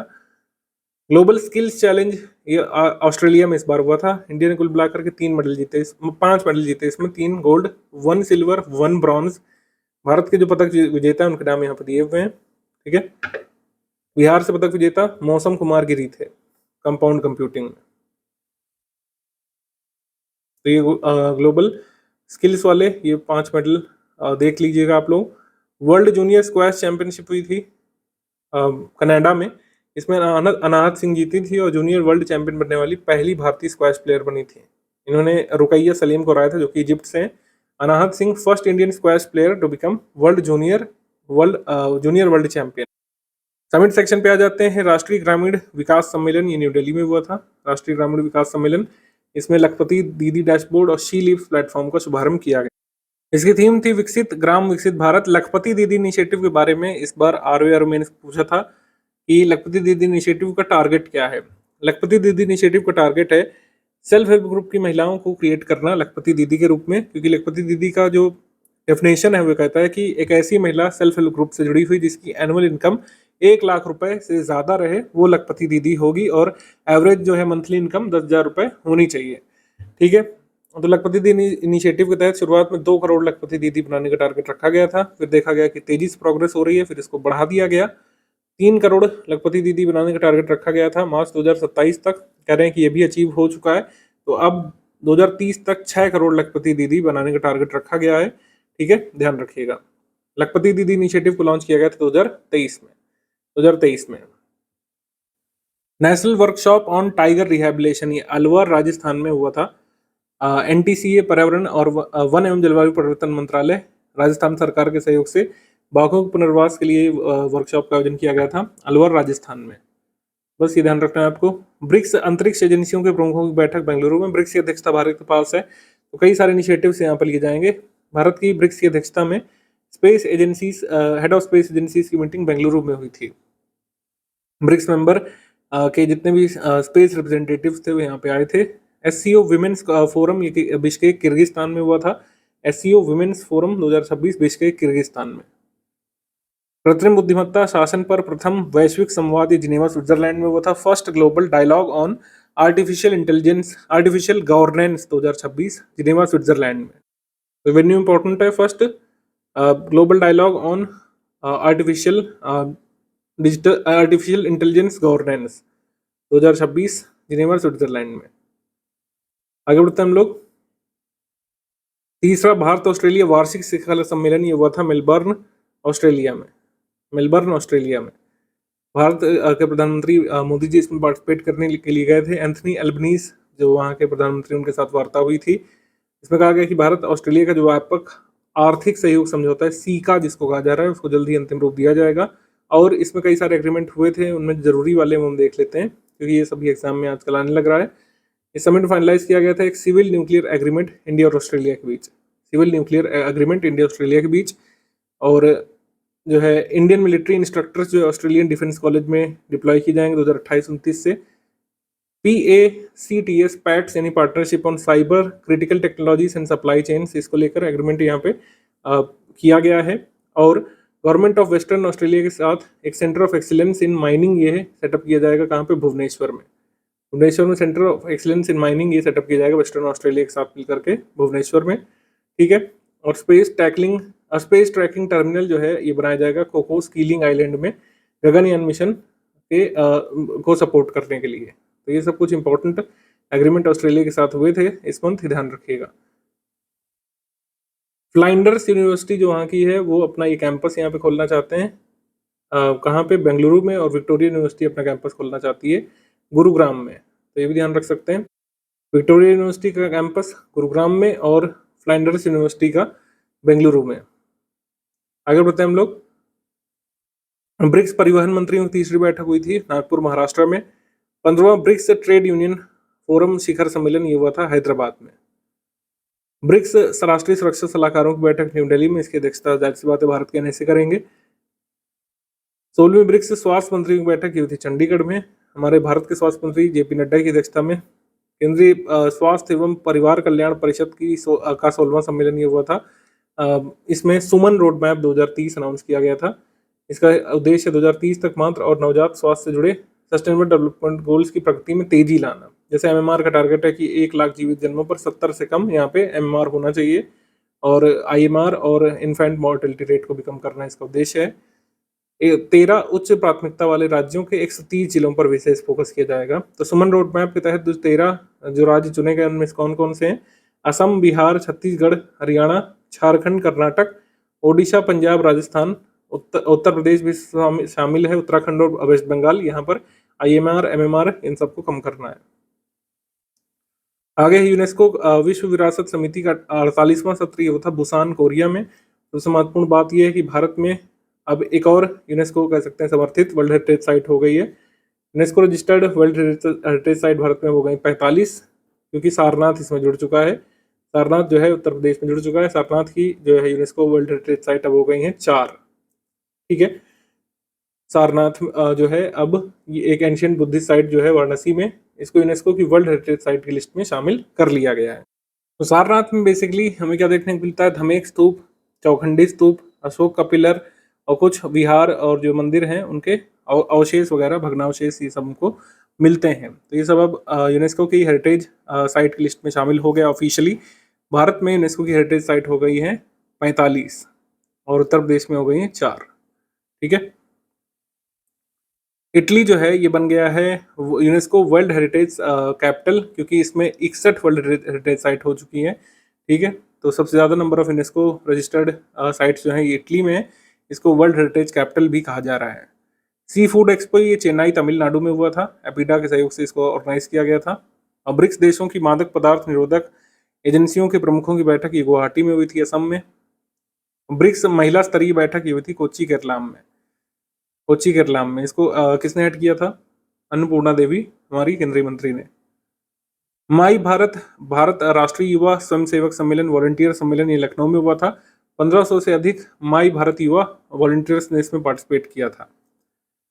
इस सम्मेलन में कुछ यहाँ पे अवार्ड्स भी दिए गए थे। ठीक है, नेशन फर्स्ट चैलेंज में टॉप 5 विनर ये चुने गए थे। अभिषेक रामदास महाराष्ट्र से, टी रमेश तेलंगाना से, नाम रेड्डी ऋत्विक रेड्डी तेलंगाना से, और स्वामी वेंकट लोकेश आंध्र प्रदेश से, और कृष्णानंद जायसवाल उत्तर प्रदेश से। ये टॉप 5 विनर ही चुने गए थे नेशन फर्स्ट चैलेंज में।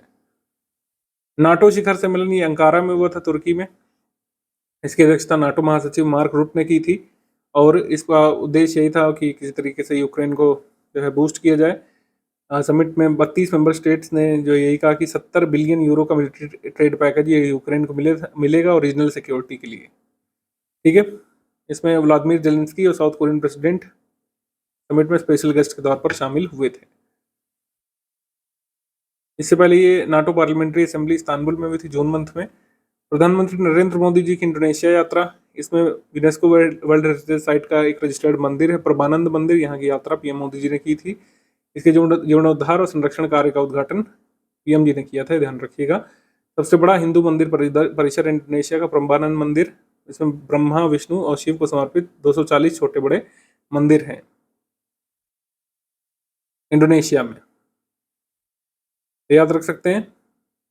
आगे अच्छा, इनके बारे में ध्यान रखें, प्राइम मिनिस्टर नरेंद्र मोदी पहले ऐसे भारतीय प्राइम मिनिस्टर बन गए हैं जिन्होंने इंडोनेशियन पार्लियामेंट को एड्रेस किया है। प्रधानमंत्री नरेंद्र मोदी जी ने न्यूजीलैंड की यात्रा भी की थी। भारत न्यूजीलैंड रणनीतिक साझेदारी 2030 रोड मैप को जारी किया गया था।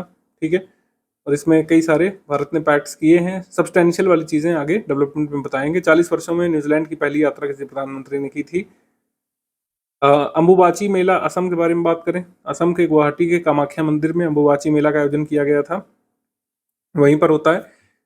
मान्यता के अनुसार देवी सती का योनि भाग यहाँ पे गिरा था, उसी पूजा यहाँ पे की जाती है गुवाहाटी में। खीर भवानी मेला ये गांदरबल कश्मीर में होता है। कश्मीरी पंडितों के समुदाय के लिए एक महत्वपूर्ण धार्मिक त्योहारों में से एक खीर भवानी मेला। रागन्या मंदिर में रागन्या देवी मंदिर में आयोजित किया जाता है, गंदारबाल डिस्ट्रिक्ट में। हेमिस फेस्टिवल ये लद्दाख में होता है। बौद्ध गुरु पद्म संभव की जयंती के रूप में इसको मनाते हैं हम लोग, ठीक है। जुलाई मंथ में पड़ता है, जून या जुलाई में हेमिस फेस्टिवल। बोनालू फेस्टिवल ये तेलंगाना का फेस्टिवल है, तेलंगाना का। महाकाली उनके विभिन्न रूपों की पूजा इसमें की जाती है बोनालू में। रैंक्स रिपोर्ट इंडेक्स में शांति सूचकांक ये आ जाता है institute of for economics and peace के द्वारा। इसमें आइसलैंड टॉप पर है, न्यूजीलैंड है, फिर स्विट्जरलैंड और स्लोवेनिया। आइसलैंड यहाँ पर टॉप पर है। भारत को स्थान कौन सा मिला है इसमें? 127वां, 127 इंडिया की रैंक है इसमें पीस इंडेक्स में। पीस इंडेक्स में इंडिया की रैंक 127, 127वीं। Global energy transition index world economic forum की तरफ से आता है, 120 देश इसमें शामिल किए जाते हैं। भारत की रैंक इसमें थी 70वीं और 54.9 का स्कोर भारत को मिला था। टॉप पर था स्वीडन, फिर फिनलैंड, फिर डेनमार्क, यूरोपियन कंट्रीज ज़्यादातर। आगे हम लोग बढ़ते हैं sustainable development report, sustainable development solution network की तरफ से। 2025 की रिपोर्ट में भारत का स्थान 99वां था, ध्यान रखिएगा। और इस बार की रिपोर्ट में भारत का स्थान है 94वां। तो भारत ने इसमें अपनी स्थान इंप्रूव किया है। भारत का स्कोर आया है 68.3, इंडिया का स्कोर आया 68.3 और इंडिया की रैंक है 94।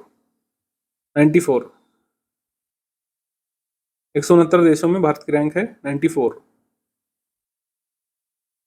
वर्ल्ड इकोनॉमिक आउटलुक या IMF जारी करता है, पता होना चाहिए। विश्व के सबसे खुशहाल शहरों की रिपोर्ट आई थी टाइम आउट के द्वारा। इसमें भारत के जयपुर को भी शामिल किया गया था। शीर्ष 10 में शामिल एकमात्र भारतीय शहर जयपुर। RS में जरूर पूछ सकते हैं ये, ठीक है। सबसे खुशहाल शहरों की सूची में जयपुर 6th पे।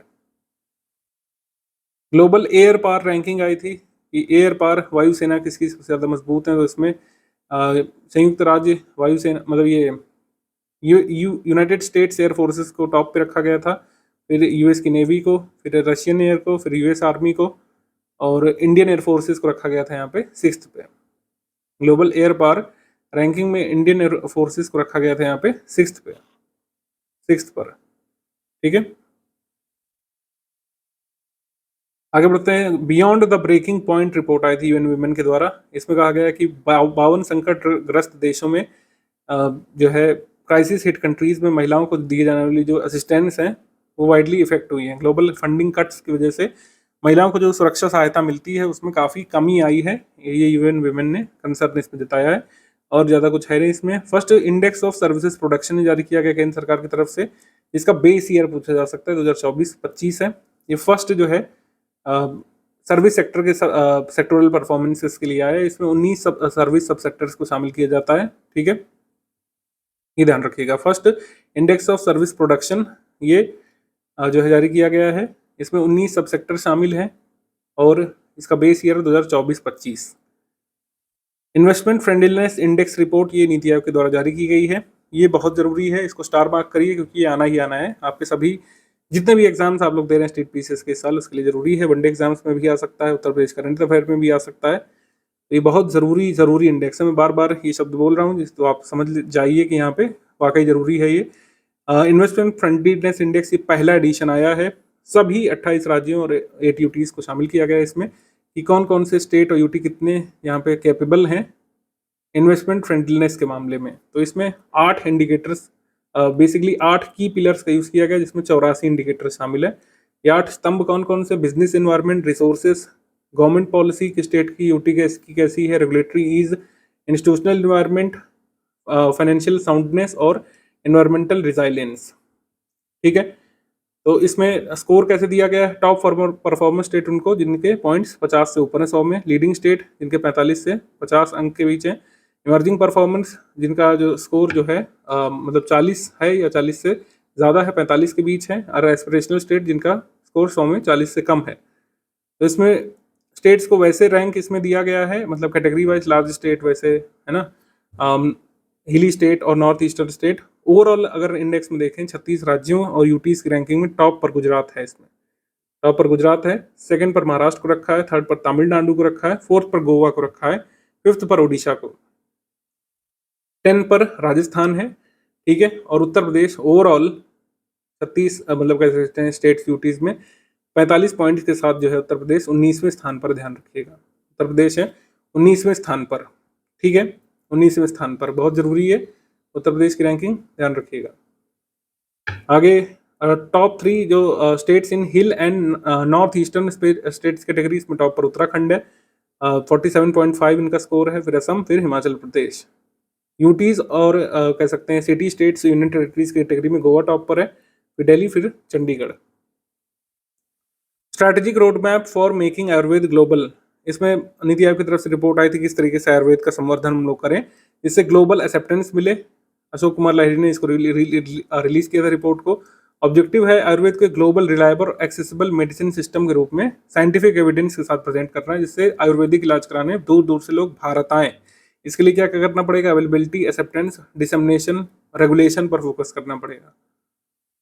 वर्ल्ड इंटेंजिबल इन्वेस्टमेंट रिपोर्ट, यानी कि इंटेंजिबल एसेट्स जैसे बौद्धिक संपदा वगैरह पर कैसे स्टेट्स इन्वेस्ट करते हैं, कंट्रीज इन्वेस्ट करते हैं, उस पर रिपोर्ट आई है।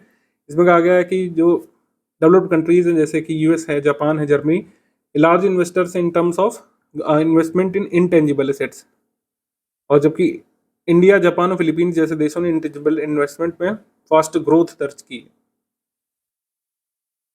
वैश्विक बहुआयामी निर्धनता सूचकांक आ चुका है, global multi dimensional poverty index, इसको जारी किया जाता है किसके द्वारा? यूएनडीपी और Oxford poverty and human development initiative के द्वारा। एक तो ये बात हो गई, और इसका रिपोर्ट का जो टाइटल है ये भी कई बार पूछते हैं, overlapping hardships, poverty and climate hazards. Overlapping hardships, poverty and climate hazards, ये कहना चाहते हैं कि जहाँ पर क्लाइमेट हजार्ड्स देखने को मिलते हैं वहाँ पर मल्टी डायमेंशनल पॉवर्टी बढ़ जाती है। मल्टी डायमेंशनल पॉवर्टी इंडेक्स में 3 की इंडिकेटर्स हैं, health, education, standard of living, और कुछ आंकड़े जो बताए गए हैं उसको आप देखिए कि 109 देशों में 6.3 बिलियन पीपल रहते हैं, उसमें 1.1 बिलियन यानी करीब 18.3% लोग मल्टी डायमेंशनल पॉवर्टी के शिकार हैं। ठीक है, और इसमें कहा गया है कि सबसे ज्यादा जो बहुआयामी रूप से निर्धन लोग किस रीजन में रहते हैं? सब सहारन अफ्रीकन रीजन में और साउथ एशिया रीजन में सबसे ज्यादा मल्टी डायमेंशनली पुअर लोग रहते हैं, उसमें बच्चों की संख्या आधी से ज्यादा है। इंडिया ने जो है करीब 414 मिलियन लोगों को मल्टी डायमेंशनल पॉवर्टी से बाहर निकाला है पिछले कुछ समय में। इंडिया की जो वैल्यू आई है मल्टी डायमेंशनल पॉवर्टी वैल्यू, वो 0.069 आई है। और मल्टी डायमेंशनल पॉवर्टी के परसेंटेज के आधार पर देखें 2005-06 में, यानी 20 साल पहले 55.1 लोग मल्टी डायमेंशनली पुअर थे, अब 16.4 लोग ही 2019-21 तक के आंकड़ों तक मल्टी डायमेंशनली पुअर भारत में बचे हैं। The first UN scientific report on artificial intelligence आई है, इसमें कहा गया कि एआई को लेकर जो आगे जोखिम या जो खतरे हो सकते हैं उसी का यहाँ पे इन्होंने बात की है।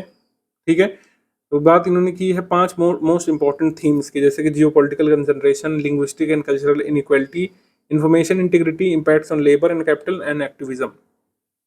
मतलब ये इंपॉर्टेंट एरियाज हैं जिन पर एआई को ध्यान देने की जरूरत है। लिंग्विस्टिक और कल्चरल इनइक्वालिटी की बात करें, जैसे कहा गया कि 7,000 भाषाएं पूरे देश में बोली जाती हैं, लेकिन जो है केवल कुछ ही भाषाओं के लिए एआई ऑप्टिमाइज है। जैसे इंग्लिश के लिए है तो इंग्लिश सीखोगे तभी एआई यूज कर पाओगे। जियोपॉलिटिकल कंसंट्रेशन, तो यूनाइटेड स्टेट्स और चाइना के पास जो है, मतलब यूनाइटेड स्टेट्स के पास और चाइना जैसों के पास ज़्यादा यहाँ पे कंसंट्रेशन है एआई टूल्स का, एआई कंपनीज का, और दूसरे देशों के पास नहीं है, उनको इन पर डिपेंड रहना पड़ेगा। तो यही सब कंसर्न है आर्टिफिशियल इंटेलिजेंस को लेकर। आप अपनी मेंस की आंसर राइटिंग में ये सब फैक्ट्स बिल्कुल मेंशन कर सकते हैं। इसमें कहा गया कि 500 एआई मशीनों में से 3/4 कंप्यूटिंग शक्ति अमेरिका के पास है, जबकि चीन की हिस्सेदारी 15% है, और भी देशों के पास तो है ही नहीं। ये है इसमें ऐप पोर्टल्स वगैरह के बारे में बात करें तो डीप डेटा ऐप, ये आईकार central marine fisheries research institute की तरफ से जारी किया गया है। गहरे समुद्र में पाई जाने वाली मछली प्रजातियों के बारे में वैज्ञानिक रूप से सत्यापित जानकारी के एक भंडार के रूप में काम करेगा। तो जो लोग भी डीप सी फिशिंग करते हैं तो उनको यहाँ पे इसका फायदा मिलेगा।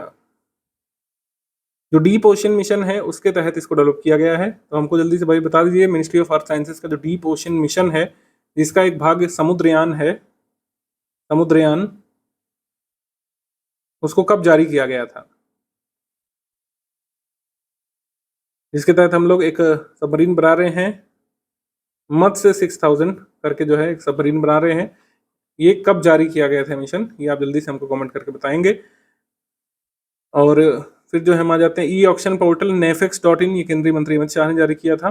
नैफेड के डिजिटल ई नीलामी पोर्टल, मतलब नैफेड का ये ई ऑक्शन पोर्टल nafex.in।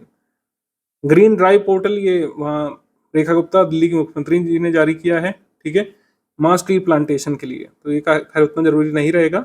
अब हम लोग आ जाएंगे यहाँ पर monthly current affair MCQ section पे।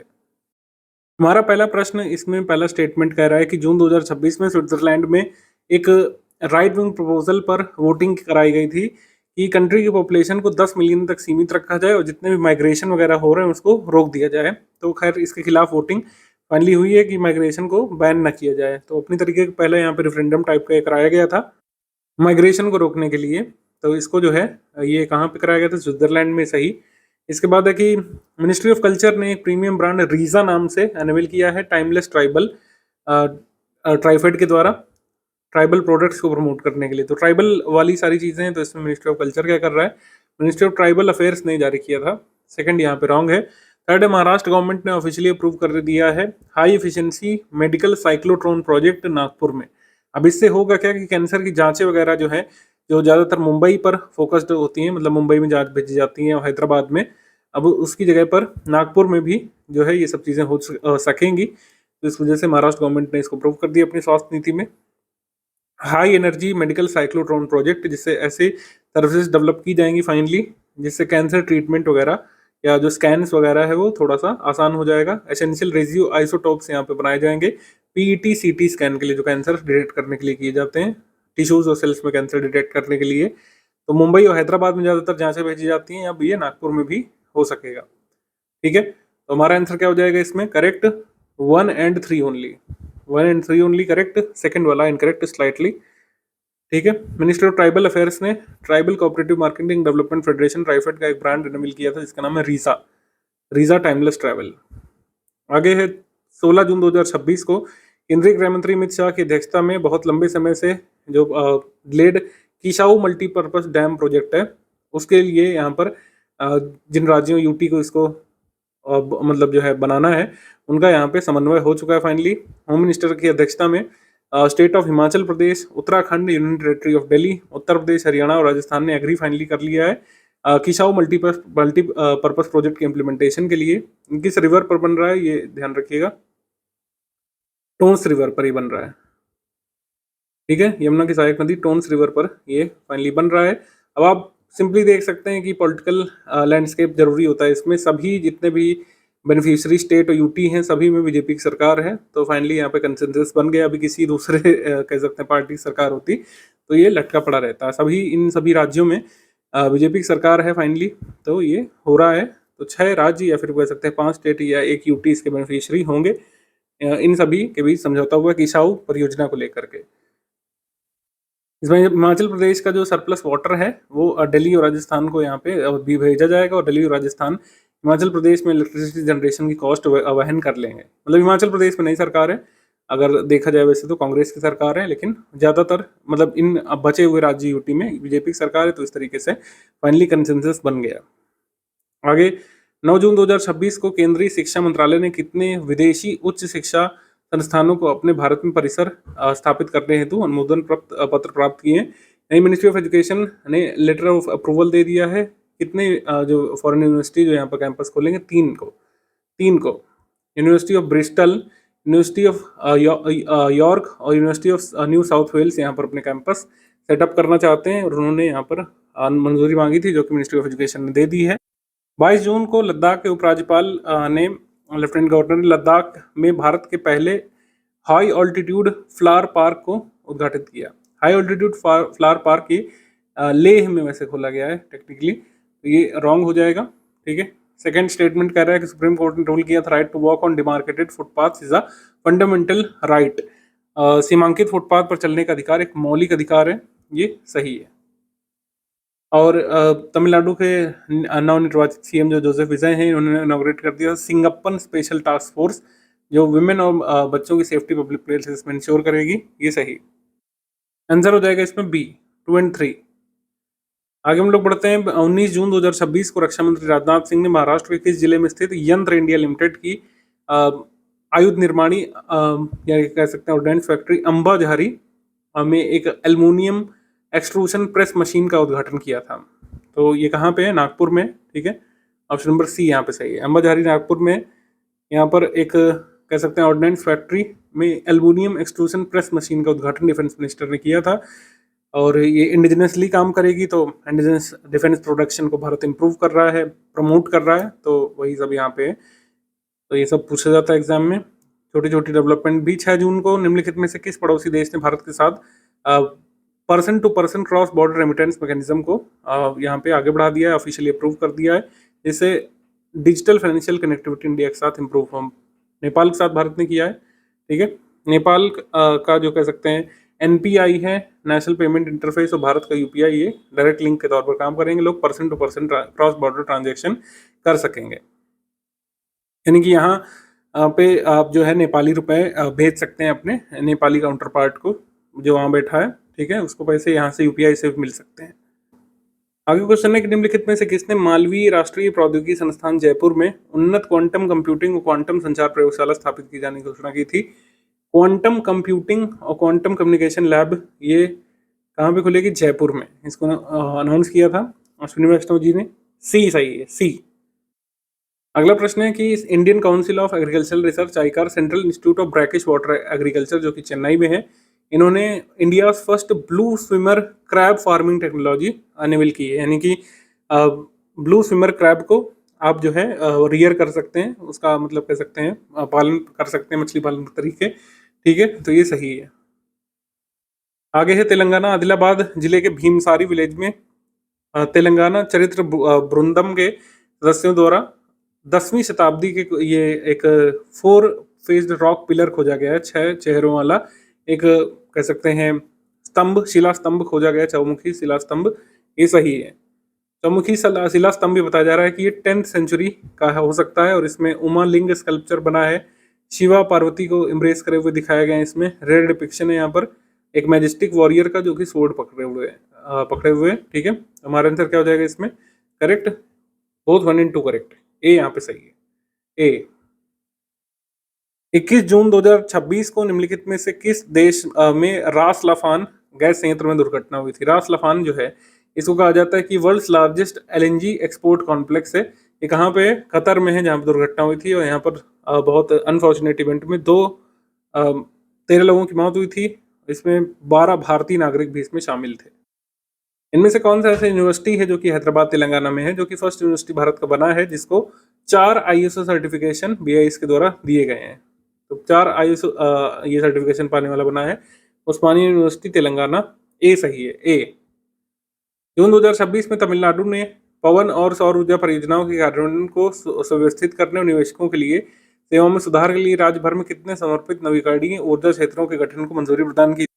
तो तमिलनाडु कुल मिलाकर 5 जोन से यहाँ पे बना रहा है। चेन्नई, तिरुचि, तिरुनेलवेली, कोयम्बटूर तमिलनाडु में 5 जगहों पर जहाँ पर dedicated solar wind power project और सर्विसेज यहाँ पे लगाई जा सकेंगी।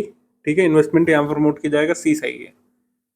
आगे निम्नलिखित में से कौन सा कथन यहाँ पे सही है? अनुप्रिया पटेल ने आरोग्य सेतु 2.0 प्लेटफॉर्म का इनॉग्रेट किया था। अनुप्रिया पटेल क्यों ही करेंगी? इसमें स्वास्थ्य मंत्री करेंगे जो कि जगत प्रकाश नड्डा है इस समय। पहला रॉन्ग हो जाएगा। 90 kg की एक ब्रॉन्ज स्टैचू महर्षि सुश्रुत की अनेबल की गई थी royal college of surgeons Edinburgh Scotland UK में। ये काफी इंपॉर्टेंट हो सकता है। महर्षि सुश्रुत लेटर वैदिक पीरियड में जो है हमारे कह सकते हैं जनक माने जाते हैं सर्जरी के, फादर ऑफ सर्जरी इनको कहा जाता है। प्लास्टिक सर्जरी टेक्निक्स इन्होंने 2600 साल पहले डेवलप कर ली थी, ऐसा माना जाता है। जगत प्रकाश नड्डा ने आरोग्य सेतु 2.0 प्लेटफॉर्म अनेबल किया है। अगर आपको याद हो, थोड़ा सा बैक जाते हैं पुरानी मीठी यादों में, कोविड वाली यादों में, आरोग्य सेतु करके एक प्लेटफॉर्म आया था, अगर आपको याद हो, कॉन्टैक्ट ट्रेसिंग के लिए, कौन किससे कॉन्टैक्ट हुआ है कौन सा नहीं, मतलब जो है आपका कॉन्टैक्ट किसी कोविड वाले व्यक्ति से तो नहीं हो गया है, इस सबको मेंटेन करने के लिए आरोग्य सेतु आया था।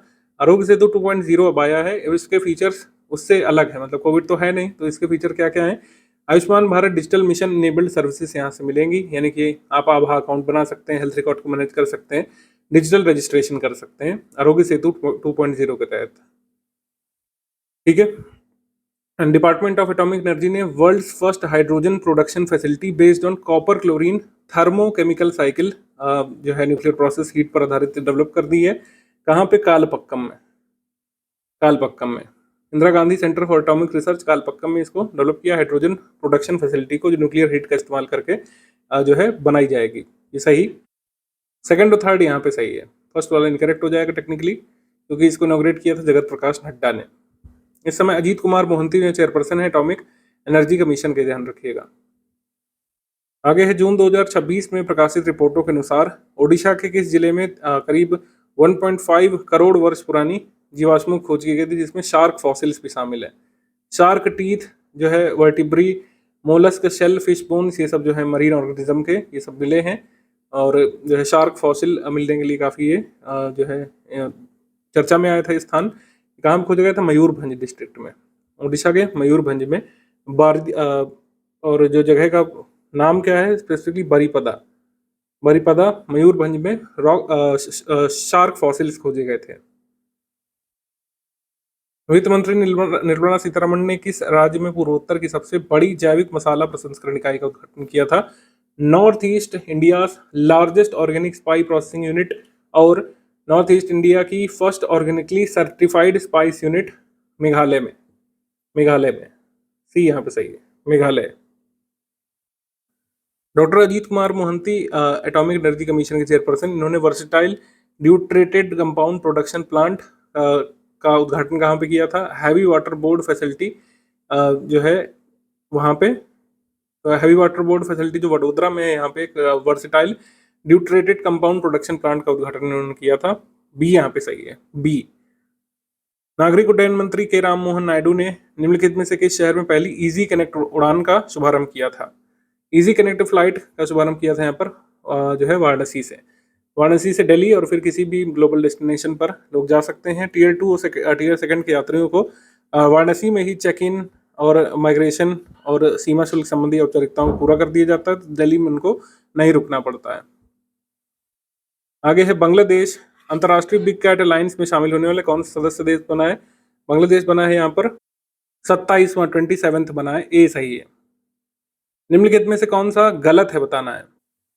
नेशनल रेनफेड एरिया अथॉरिटी ने एक सिग्निफिकेंट सक्सेस हासिल की थी। इंडिया फर्स्ट वाइल्ड राइस के जेनेटिक रिसोर्सेज कंजर्व किया था। Institute conservation and management of wild rice, Sonitpur district Assam में इन्होंने वाइल्ड राइस के जेनेटिक रिसोर्सेज को कंजर्व करने का काम किया है। ठीक है, ये सही है। सेकेंड न्यूज़ है, उत्तर प्रदेश मंत्रिमंडल ने शाहजहांपुर जिले के जलालाबाद नगर परिषद क्षेत्र का नाम बदल करके परशुरामपुरी करने का प्रस्ताव मंजूर कर दिया है। माइथोलॉजिकली ऐसा मानते हैं कि परशुराम का जन्म यहाँ पे हुआ था। ठीक है, प्राइम मिनिस्टर नरेंद्र मोदी जी ने CG semi outsourced semiconductor assembly और टेस्ट फैसिलिटी का उद्घाटन अहमदाबाद गुजरात में किया। इन्होंने साणंद में किया था, वैसे साणंद गुजरात में।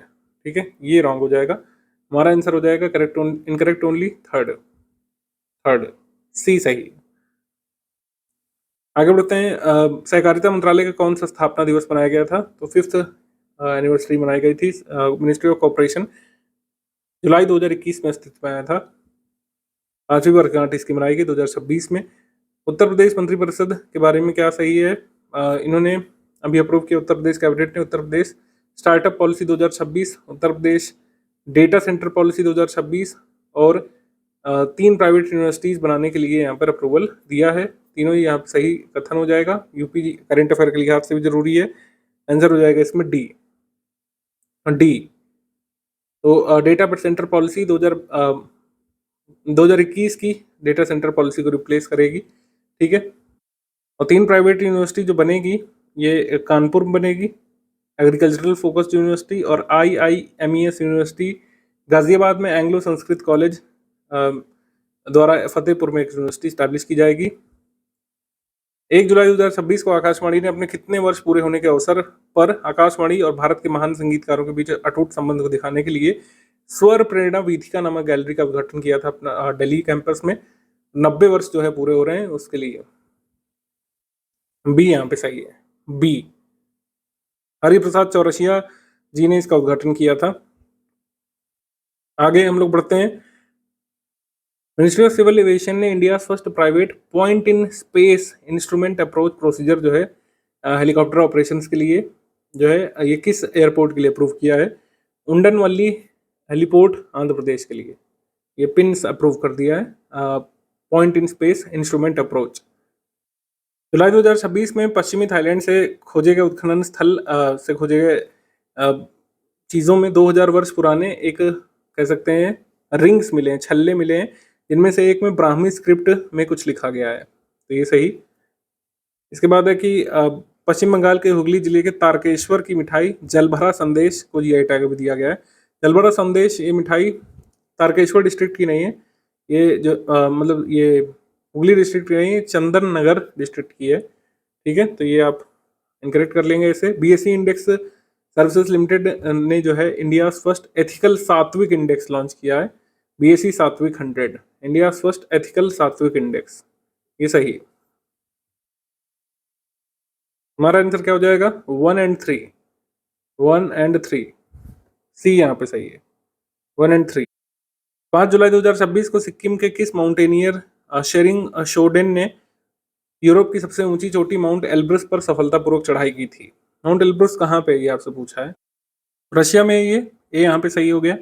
इनमें कितने से कौन सा कथन रॉन्ग है? मिजोरम विश्वविद्यालय आइजोल स्थित जो प्राकृतिक इतिहास संग्रहालय है, नेचुरल हिस्ट्री म्यूजियम है मिजोरम यूनिवर्सिटी आइजोल में, इसको इंडिया के 25th डेजिग्नेटेड रिजर्व के अंतर्गत मान्यता मिली है बायोडाइवर्सिटी एक्ट 2002 के तहत।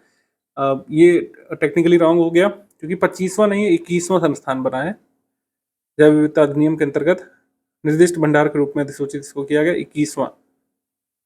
21वां, पहला रॉन्ग हो गया। फिर पूछा है कि 2 इन्फ्लेटेबल रबर डैम्स जो है बनाए जा रहे हैं गुजरात में पहली बार साउथ कोरियन टेक्नोलॉजी का यूज करके, ये सही। इसके बाद union ministry of health and family welfare ने नवी मुंबई को एक डेजिग्नेटेड एंट्री पॉइंट के रूप में शेड्यूल किया है ड्रग इंपोर्ट्स के लिए। रूल 43A जो ड्रग रूल्स तो 1945 के तहत ये नवी मुंबई एयरपोर्ट एक नोटिफाइड डेजिग्नेटेड एंट्री पॉइंट ये घोषित किया गया है, सही। हमारा आंसर सही हो जाएगा इसमें। Incorrect 1 only incorrect. Inflatable rubber dam बनाया जा रहा है, 2 परियोजना छोटा उदयपुर जिले के राजवासना गांव में हिरान नदी पर और तापी जिले में अंबिका नदी पर ये फुलाने योग्य रबर के डैम बनाए जा रहे हैं। कौन सा स्टेटमेंट यहाँ पर करेक्ट है बताना है। कर्नाटक गवर्नमेंट ने हम्पी, लखंडी और मैसूरू को ग्लोबल डेस्टिनेशन डेवलपमेंट प्रोजेक्ट के लिए चूज किया है, ये सही। फिर है कि जम्मू कश्मीर के उधमपुर डिस्ट्रिक्ट को JNK ने जो है मतलब ये PM Svanidhi street food hub initiative के तहत इसको चुना गया है। PM स्वनिधि के शुरुआती चयनित शहरों में शामिल किया गया है उधमपुर जिले स्थित लखनपुर को। तो ये लखनपुर उधमपुर में नहीं पड़ता है, ये कठुआ में पड़ जाता है। ठीक है, उधमपुर में नहीं पड़ता है, ये कठुआ में पड़ता है। उसके बाद है CSIR institute of chemical technology in Hyderabad, इन्होंने India first indigenous process technology fluoroolefins के लिए डेवलप किया है। ये काफ़ी आपको छोटी न्यूज़ लग रही होगी लेकिन है important. India first indigenous technology for production of HSFOs, HSFOs को ग्रीन रेफ्रिजरेंट्स भी कहा जाता है, जो कि कह सकते हैं बायोडिग्रेडेबल जैसे होते हैं और जो हाइड्रोक्लोरो HFCs हैं, हाइड्रोक्लोरोफ्लोरोकार्बन्स, उनसे काफ़ी सही रहते हैं पर्यावरण के लिए। तो इसको डेवलप किया है central institute of chemical technology ने हैदराबाद में, ये सही, ये सही। हमारा आंसर क्या हो जाएगा इसमें? 1 एंड 3 ओनली सही, 1 एंड 3 ओनली सही, सी। कठुआ डिस्ट्रिक्ट जो JNK का है, इसको PM Svanidhi street food hub initiative के तहत चुना गया है। और जो HSFO जो है, ये ऐसे रेफ्रिजरेंट्स होते हैं जो कि हाई ग्लोबल वार्मिंग हाइड्रोक्लोरोफ्लोरोकार्बन्स को रिप्लेस कर सकते हैं, जिनका यूज़ AC में, रेफ्रिजरेटर्स में, ऑटोमोबाइल एयर कंडीशनिंग सिस्टम्स में होता है। तो अगर आप HSFO यूज़ करते हैं तो इनका जो कह सकते हैं जो डिकम्पोजिशन का टाइम है वो बहुत कम होता है। कन्वेंशनल हाइड्रोफ्लोरोकार्बन्स जो हैं 13.8 ईयर में डिकम्पोज होते हैं, ठीक है, जबकि 11 दिनों में HFSO जो है डिकम्पोज हो सकते हैं। निम्नलिखित में से कौन सा कथन सही है? सर्बानंद सोनोवाल ने उत्तर प्रदेश के दादरी स्थित मर्स कॉनकोर अंतर्देशीय कंटेनर डिपो में भारत के निर्मित दूसरे आयात निर्यात शिपिंग कंटेनर को जारी किया था।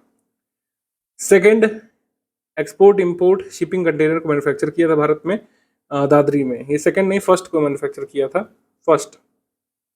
सेकेंड की जगह हो जाएगा यहाँ पे फर्स्ट, तो सही हो जाएगा। First statement incorrect. Second statement पढ़ते हैं। दिल्ली गवर्नमेंट ने ऑफिशियली अपनी फ्लैगशिप स्कीम महिला समृद्धि योजना को दिल्ली लक्ष्मी योजना के नाम से रिनेम कर दिया है, सही। इसके बाद है कि डिफेंस मिनिस्टर राजनाथ सिंह जी ने नितिन गडकरी जी ने उत्तर प्रदेश के सीएम योगी आदित्यनाथ जी ने ज्वाइंटली इनॉग्रेट किया था लखनऊ कानपुर एक्सप्रेसवे। ये भी सही है। हमारा उत्तर हो जाएगा इसमें 2 और 3 करेक्ट।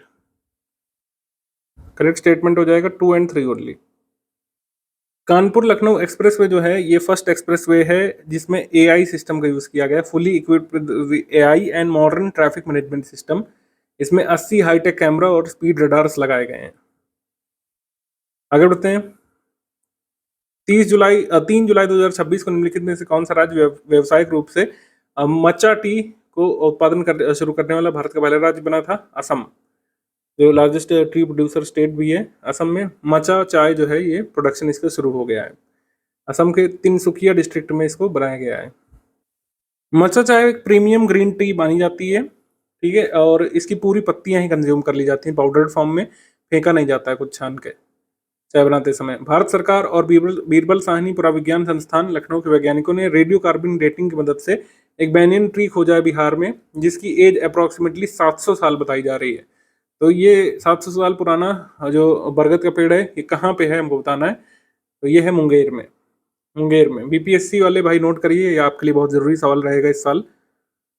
निम्नलिखित में से कौन सा कथन रॉन्ग है? केरल के भारतीय व्यवसायी लुलु ग्रुप इंटरनेशनल के चेयरपर्सन यूसुफ अली मूसा अली कुवैत की नवस्थापित गोल्डन रेजिडेंसी के तीसरे प्राप्तकर्ता बने हैं। ये तीसरे नहीं बने हैं, ये पहले ही बने हैं, तो ये रॉन्ग है, इनकरेक्ट है। उड़े देश का आम नागरिक उड़ान का स्कीम का जो अगला फेज जो है इसको लॉन्च कर दिया है, विकसित उड़ान। विकसित उड़ान का शुभारंभ यहाँ पर पीएम मोदी जी ने किया था जोधपुर एयरपोर्ट से, ये सही, विकसित उड़ान।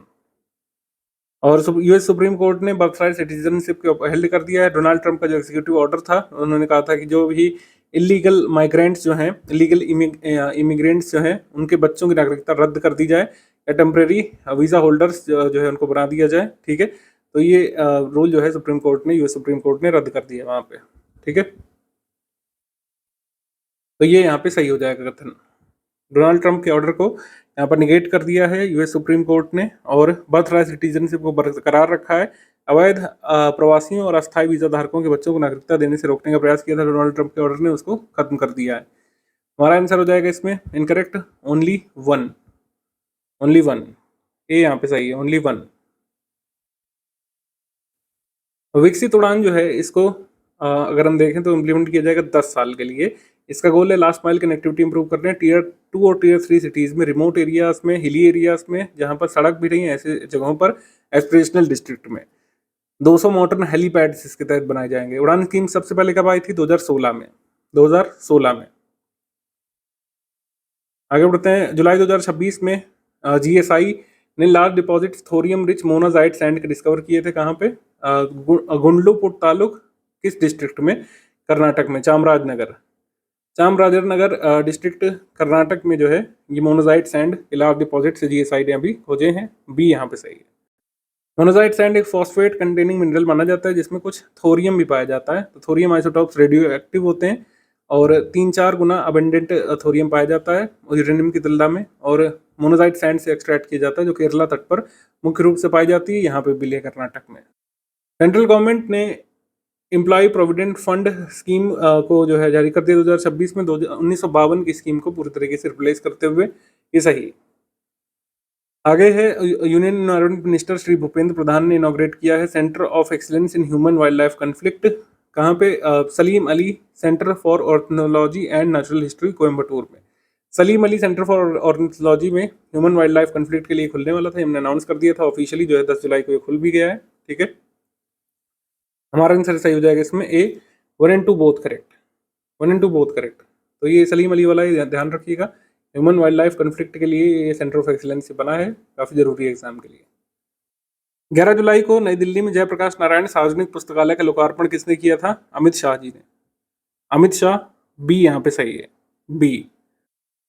6 जुलाई को भारत और किर्गिस्तान ने किर्गिस्तान के किस शहर में मानव महाभारत नामक अंतर्राष्ट्रीय सभ्यता अध्ययन केंद्र का आधिकारिक शुभारंभ किया था? तो इंडिया किर्गिस्तान ने ऑफिशियली इसको लॉन्च किया था किर्गिस्तान के बिश्केक में, बिश्केक। ज्योतिरादित्य सिंधिया और डॉक्टर मोहन यादव ने, जो मध्य प्रदेश के मुख्यमंत्री हैं, रक्षा निर्माण संयंत्र का उद्घाटन कहाँ पे किया था? मध्य प्रदेश में शिवपुरी में, शिवपुरी डिस्ट्रिक्ट में। ये डिफेंस या propellant manufacturing facility Adani defence और एरोस्पेस के द्वारा ही खोली गई शिवपुरी में। सी। निम्नलिखित में से कौन सा कथन सही है? इंडिया ने अपना ऑफिशियल कैंपेन लॉन्च किया था नॉन परमानेंट सीट के लिए 2028-29 टर्म के लिए, नॉन परमानेंट सीट के लिए यूनाइटेड नेशंस हेडक्वार्टर न्यूयॉर्क में इंडिया ने अपना ऑफिशियल कैंपेन शुरू कर दिया। सही। इसके बाद है कि ministry of science and technology ने road map to make India a leading bioeconomy power by 2035 report जारी की थी। ये रिपोर्ट जारी की थी नीति आयोग ने, तो ये रॉन्ग है। सी फारर फर्स्ट इमरजेंसी इनिशिएटिव इंडिया ने लॉन्च किया था सिक्योरिटी क्राइसिस और मिडिल ईस्ट में जो अटैक हो रहे थे उसको डील करने के लिए, तो ये सही। तो हमारा आंसर हो जाएगा इसमें correct 1 and 3 only. C 1 and 3 only सही है। सी। नीति आयोग ने रोड मैप लॉन्च किया था इंडिया को लीडिंग बायो इकोनॉमी अगर बनना है तो किन किन चीज़ों के लिए प्रयास करना पड़ेगा, ये सब बताया था इसमें। और मिनिस्ट्री ऑफ एक्सटर्नल अफेयर्स के हमारे जो मिनिस्टर या फिर जो विदेश मंत्री हैं इन्होंने कहा है कि तजिकिस्तान के खिलाफ इंडिया पिट करेगा। और यूएनएससी में भारत जो है नॉन परमानेंट मेंबर 8 बार रह चुका है, लेटेस्ट में 2021-22 में, ठीक है। और भारत का जो कार्यकाल है उसकी थीम क्या रहेगी? शांति। शांति, ये इसको ऐसे ही लिखेंगे रोमन में, शांति। 8 जुलाई को कौन सा राज्य देश का छठा पूर्णतः साक्षर राज्य बन गया है? उल्लास नव भारत साक्षरता कार्यक्रम जो हमने बताया था। इनके अनुसार किसी भी स्टेट या यूटी में अगर लिटरेसी रेट 95% क्रॉस कर जाती है, 95% से ज़्यादा आती है, तो वो अपने आप को फुली लिटरेट स्टेट घोषित कर सकता है। उत्तराखंड ने अपने आप को घोषित किया है, ऑफिशियल अभी आना बाकी है, लेकिन उत्तराखंड ने कहा है कि भाई उनका जो लिटरेसी थ्रेशोल्ड है वो 95% के थ्रेशोल्ड को पार कर चुका है, तो ये डी यहाँ पे सही है। आगे कौन सा बंदरगाह 18 मीटर का परिचालन ड्राफ्ट गहराई हासिल करने वाला भारत का दूसरा प्रमुख बंदरगाह बना है? तो ये है कामराजर पोर्ट। कामराज पोर्ट ये इन्नौर में है, चेन्नई के पास, तमिलनाडु में, और ये इंडिया का सेकंड जो है कह सकते हैं ऐसा पोर्ट बना है जिसने ऑपरेशनल डेप्थ 18 मीटर की हासिल कर ली है विशाखापट्टनम एयरपोर्ट के बाद। आगे बढ़ेंगे हम लोग। निम्नलिखित में से कौन सा कथन रॉन्ग है? बेंगलुरु स्थित क्षेत्रीय संदर्भ मानक प्रयोगशाला या फिर कह सकते हैं रीजनल रेफरेंस स्टैंडर्ड लेबोरेटरी जो बेंगलुरु में है, इसने लॉन्च किया है Indian standard time IST dissemination demonstration network white rabbit technology पर आधारित, ये सही। उसके बाद इंडिया ने अपना इंस्ट्रूमेंट ऑफ एक्सेशन सबमिट किया था डब्ल्यूटीओ को फिशरी सब्सिडरी एग्रीमेंट के लिए। फिशरी सब्सिडी एग्रीमेंट को इंडिया ने ऑफिशियली ज्वाइन कर लिया, एक तरीके से कह सकते हैं, ये सही। यूनियन होम मिनिस्ट्री ने James of India challenge launch किया है ग्रास रूट डिजिटल क्रिएटर्स को बढ़ावा देने के लिए, तो होम मिनिस्ट्री यहाँ पर क्यों ही करेगा? Ministry of electronics and IT का ये सब काम है। थर्ड वाला रॉन्ग हो जाएगा। Ministry of electronics and IT मतलब इन्फॉर्मेशन ब्रॉडकास्टिंग, माफ कीजिए, इन्फॉर्मेशन ब्रॉडकास्टिंग ने ये पायलट फेज लॉन्च किया था जेम्स ऑफ इंडिया चैलेंज का। जेम्स ऑफ इंडिया चैलेंज के तहत अगर आप 1 से 3 मिनट का कोई वीडियो बना सकते हैं अपने क्षेत्र के कल्चर और हेरिटेज को प्रमोट करते हुए, ठीक है, जैसे अंडमान निकोबार में आप रहते हैं, अरुणाचल, चंडीगढ़, दादर नगर हवेली, दमन दीव, गोवा, लद्दाख में अगर आप रहते हैं, वहाँ का कुछ हेरिटेज साइट है, उसका 1 से 3 मिनट का आप वीडियो अपलोड करिए, तो उसको ये पब्लिश किया जाएगा सबसे अच्छे वीडियो को, यही है जेम्स ऑफ इंडिया। तो हमारा आंसर सही हो जाएगा इसमें। Incorrect third only, incorrect third only, केवल 3।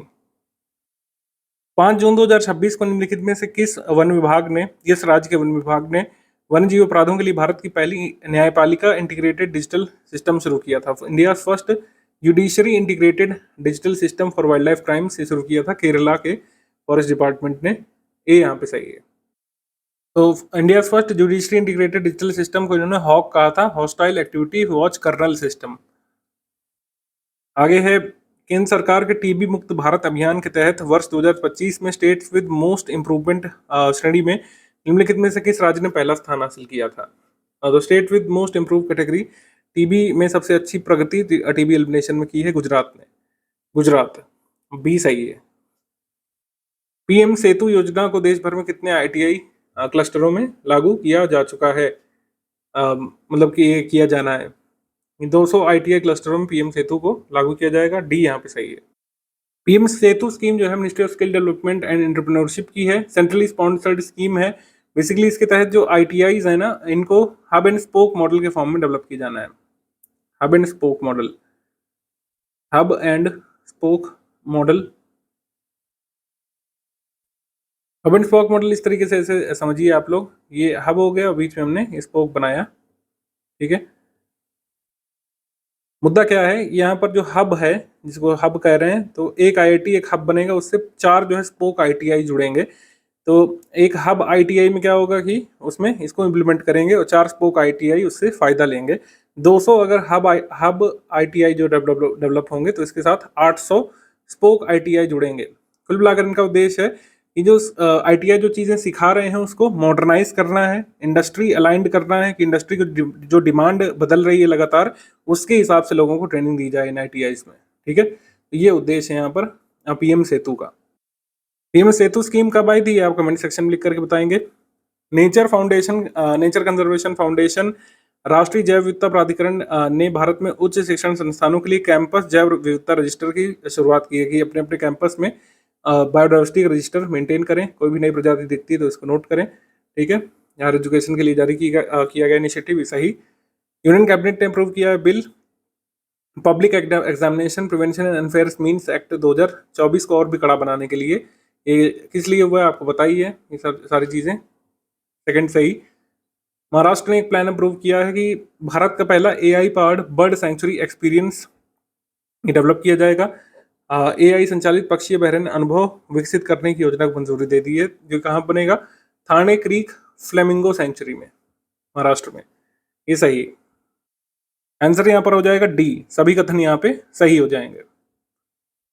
आगे सवाल है, जुलाई 2026 में निम्नलिखित में से किस दक्षिण एशियाई पूर्वी देश ने रविन्द्रनाथ टैगोर की वहां की ऐतिहासिक यात्रा की शताब्दी मनाए जाने की घोषणा की थी। तो गुरुदेव रविन्द्रनाथ टैगोर की हिस्टोरिक विजिट इंडोनेशिया में मनाई जाएगी। इंडोनेशिया में रविन्द्रनाथ टैगोर जी गए थे आज से करीब 100 साल पहले, 2026 से 27 के बीच 15 महीने वहां पे रहे थे इंडोनेशिया में, तो उसकी वर्षगांठ इंडोनेशिया मनाएगा। ए यहाँ पे सही है। 5 जुलाई 2026 को निम्नलिखित में से किसने नई दिल्ली में कोयला खनन और कोयले की चोरी रोकने के लिए जीरो कोल लीकेज प्लान को जो है जारी किया था? अमित शाह जी ने। डी यहाँ पे सही है, अमित शाह ने जीरो कोल लीकेज प्लान, खासकर धनबाद झारखंड आदि के पास जो कोल फील्ड है जो इलीगल माइनिंग के लिए सेंसिटिव है उनको रोकने के लिए जीरो कोल लीकेज प्लान जारी किया गया है। डी। भारत की पहली नाइट सफारी उत्तर प्रदेश के किस शहर में बनेगी? पहली नाइट सफारी बनेगी लखनऊ में, लखनऊ में कुकरेल फॉरेस्ट के पास। 2016 में वैसे अप्रूव हो गई थी, अखिलेश यादव जब थे तो इसको नोएडा में बनना था, लेकिन वो प्रोजेक्ट फाइनली कैंसिल होता है और फिर ये लखनऊ में बनना शुरू हुआ है। ये India first modern night safari होगी और विश्व की 5वीं होगी, सिंगापुर में जैसे बनी उसकी तर्ज पे बनेगा। World 5th night safari Singapore में ऐसी, थाईलैंड में, चाइना में, इंडोनेशिया में, भारत में बनेगी ये लखनऊ में। सी। आईकार के 98वें स्थापना दिवस के अवसर पर विकसित कृषि और समृद्ध किसान रोड मैप को किसने जारी किया था? जाहिर सी बात है कृषि मंत्री जी करेंगे, शिवराज सिंह चौहान जो इस समय कृषि मंत्री। डी।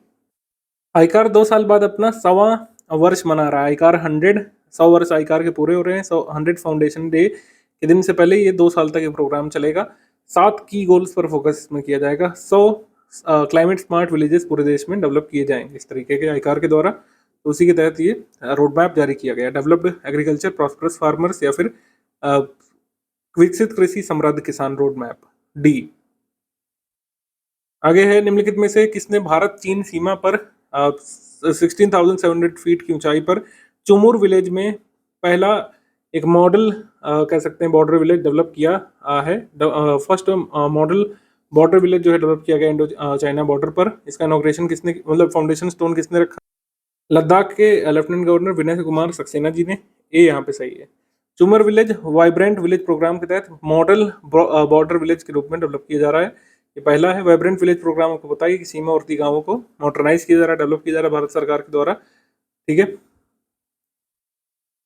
निम्नलिखित में से कौन सा कथन सही है? इंडिया टीवी के चेयरपर्सन रजत शर्मा अटल जी के परिवार के सदस्य ने कारगिल विजय दिवस के अवसर पर नई दिल्ली में प्रधानमंत्री संग्रहालय के अनुभूति जोन में पूर्व प्रधानमंत्री के एआई होलो बॉक्स का उद्घाटन किया था। ये सही, करेक्ट। जेपी नड्डा ने चंडीगढ़ में state of art mother and child care centre और न्यूरो साइंस सेंटर का उद्घाटन किया था चंडीगढ़ में। ये रॉन्ग है, मोदी जी ने खुद इसको इनॉग्रेट किया था, ये रॉन्ग हो जाएगा, ठीक है। विकसित जो है विकसित Bharat guarantee for employment and livelihood mission ग्रामीण, जो वीबी रामजी एक्ट है मनरेगा को जिसने रिप्लेस किया है, ठीक है, वो पूरे देश में कब से लागू है? 1 जुलाई 2026 से। ये डेट एग्जाम में आ सकती है वीबी राम जी कब से इंप्लीमेंट हुआ है? 1 जुलाई 2026 से। ध्यान रखना है आपको। 1 एंड 3 ओनली यहाँ पे करेक्ट है। 1 and 3 only, C. VB G Ram ji act के बारे में कुछ चीज़ें आप ध्यान रखिएगा, क्योंकि ये नया है, एग्जाम में अभी आया भी है।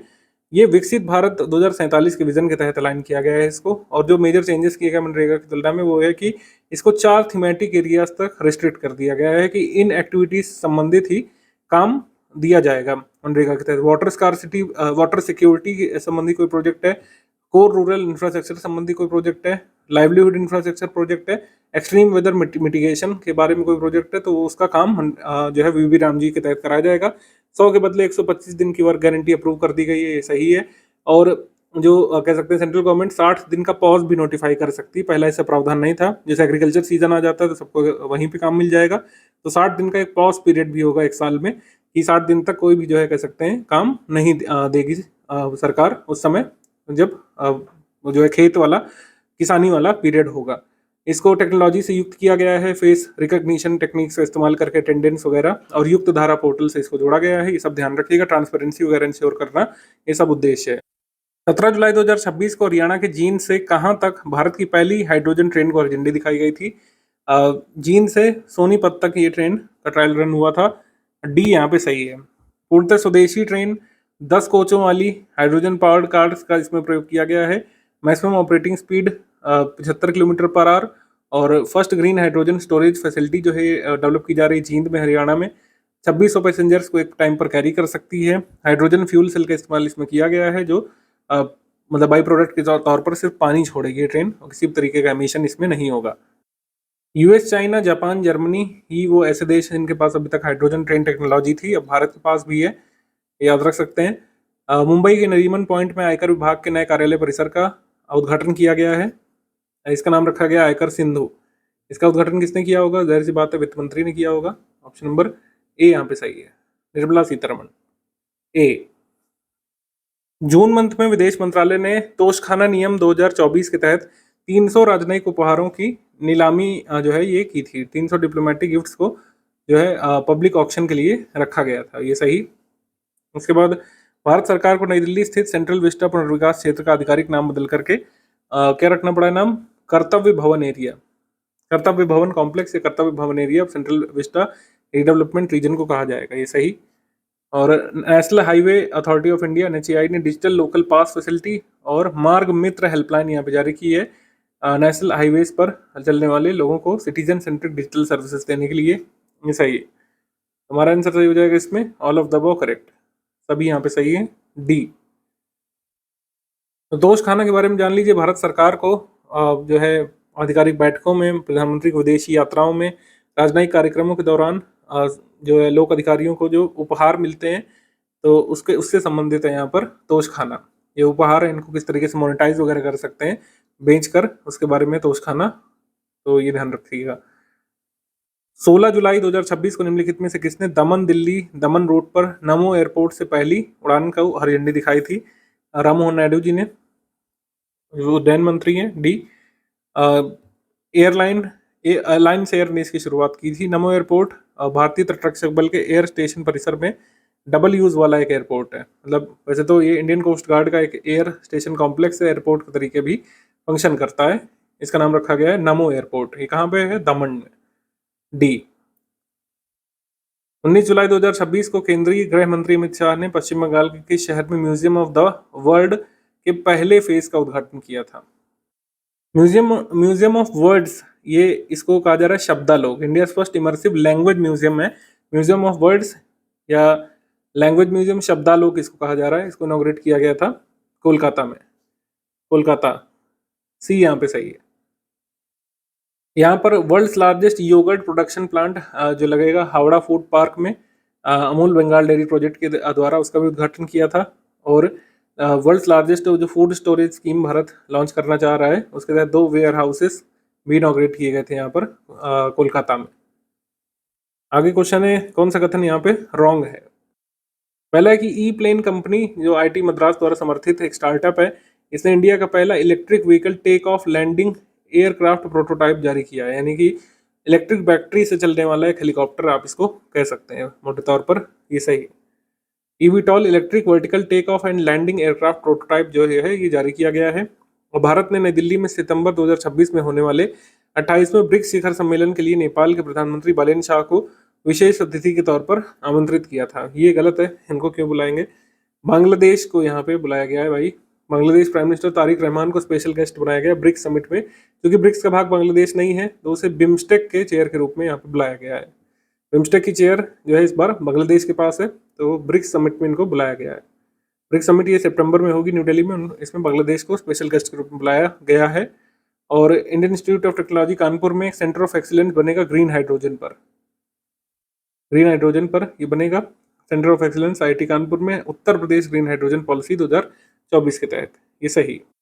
इसमें इनकरेक्ट है सेकंड ओनली इनकरेक्ट है बी। 22 जुलाई को तमिलनाडु के कुड्डलोर डिस्ट्रिक्ट में किस गांव को राज्य का पहला क्लाइमेट रेजिलिएंट विलेज घोषित किया गया? तमिलनाडु का पहला क्लाइमेट रेजिलिएंट विलेज घोषित किया गया है किलाई, जो कुड्डलोर में, किलाई। डी यहाँ पे सही है। भारत ने अपने ब्रॉड गेज रेल नेटवर्क का 99.6% इलेक्ट्रिफिकेशन पूरा कर लिया है और किस देश के बाद विश्व का दूसरा सबसे बड़ा जो कह सकते हैं इलेक्ट्रिफाइड रेलवे नेटवर्क बन गया है? स्विट्जरलैंड के पास 100% है, हम भी 100% के लगभग करीब ही हैं, 99.6 इलेक्ट्रिफिकेशन अचीव कर चुके हैं। हमारा आंसर सही हो जाएगा इसमें ए, स्विट्जरलैंड 100% है। Second most electrified system broad gauge railway network का भारत के पास है, ए यहाँ पे सही है। Shrimati Draupadi Murmu president of India और उत्तर मैसेडोनिया की राष्ट्राध्यक्षा, मतलब ये राष्ट्राध्यक्ष जो है गोर्डाना, जो भी इनका नाम है, डाउकोवा, इनके साथ मिलकर किस शहर में के म्यूजियम में महात्मा गांधी की आवश्यक प्रतिमा का उद्घाटन उन्होंने किया था? स्कोपजे में। स्कोपजे सिटी में जो है नॉर्थ मैसेडोनिया यात्रा के दौरान किसी हेड ऑफ इंडियन स्टेट ने पहली बार नॉर्थ मैसेडोनिया की यात्रा की। आप भी पहली बार शायद सुन रहे होंगे कुछ लोग। तो स्कोपजे में महात्मा गांधी की प्रतिमा का उद्घाटन एक म्यूजियम में किया गया था इनके द्वारा। 24 जुलाई 2026 को यूरोप में भीषण जंगल की आग फैलने के कारण किस देश ने राष्ट्रीय आपातकाल घोषित किया था? स्पेन ने। स्पेन, ए यहाँ पे सही है।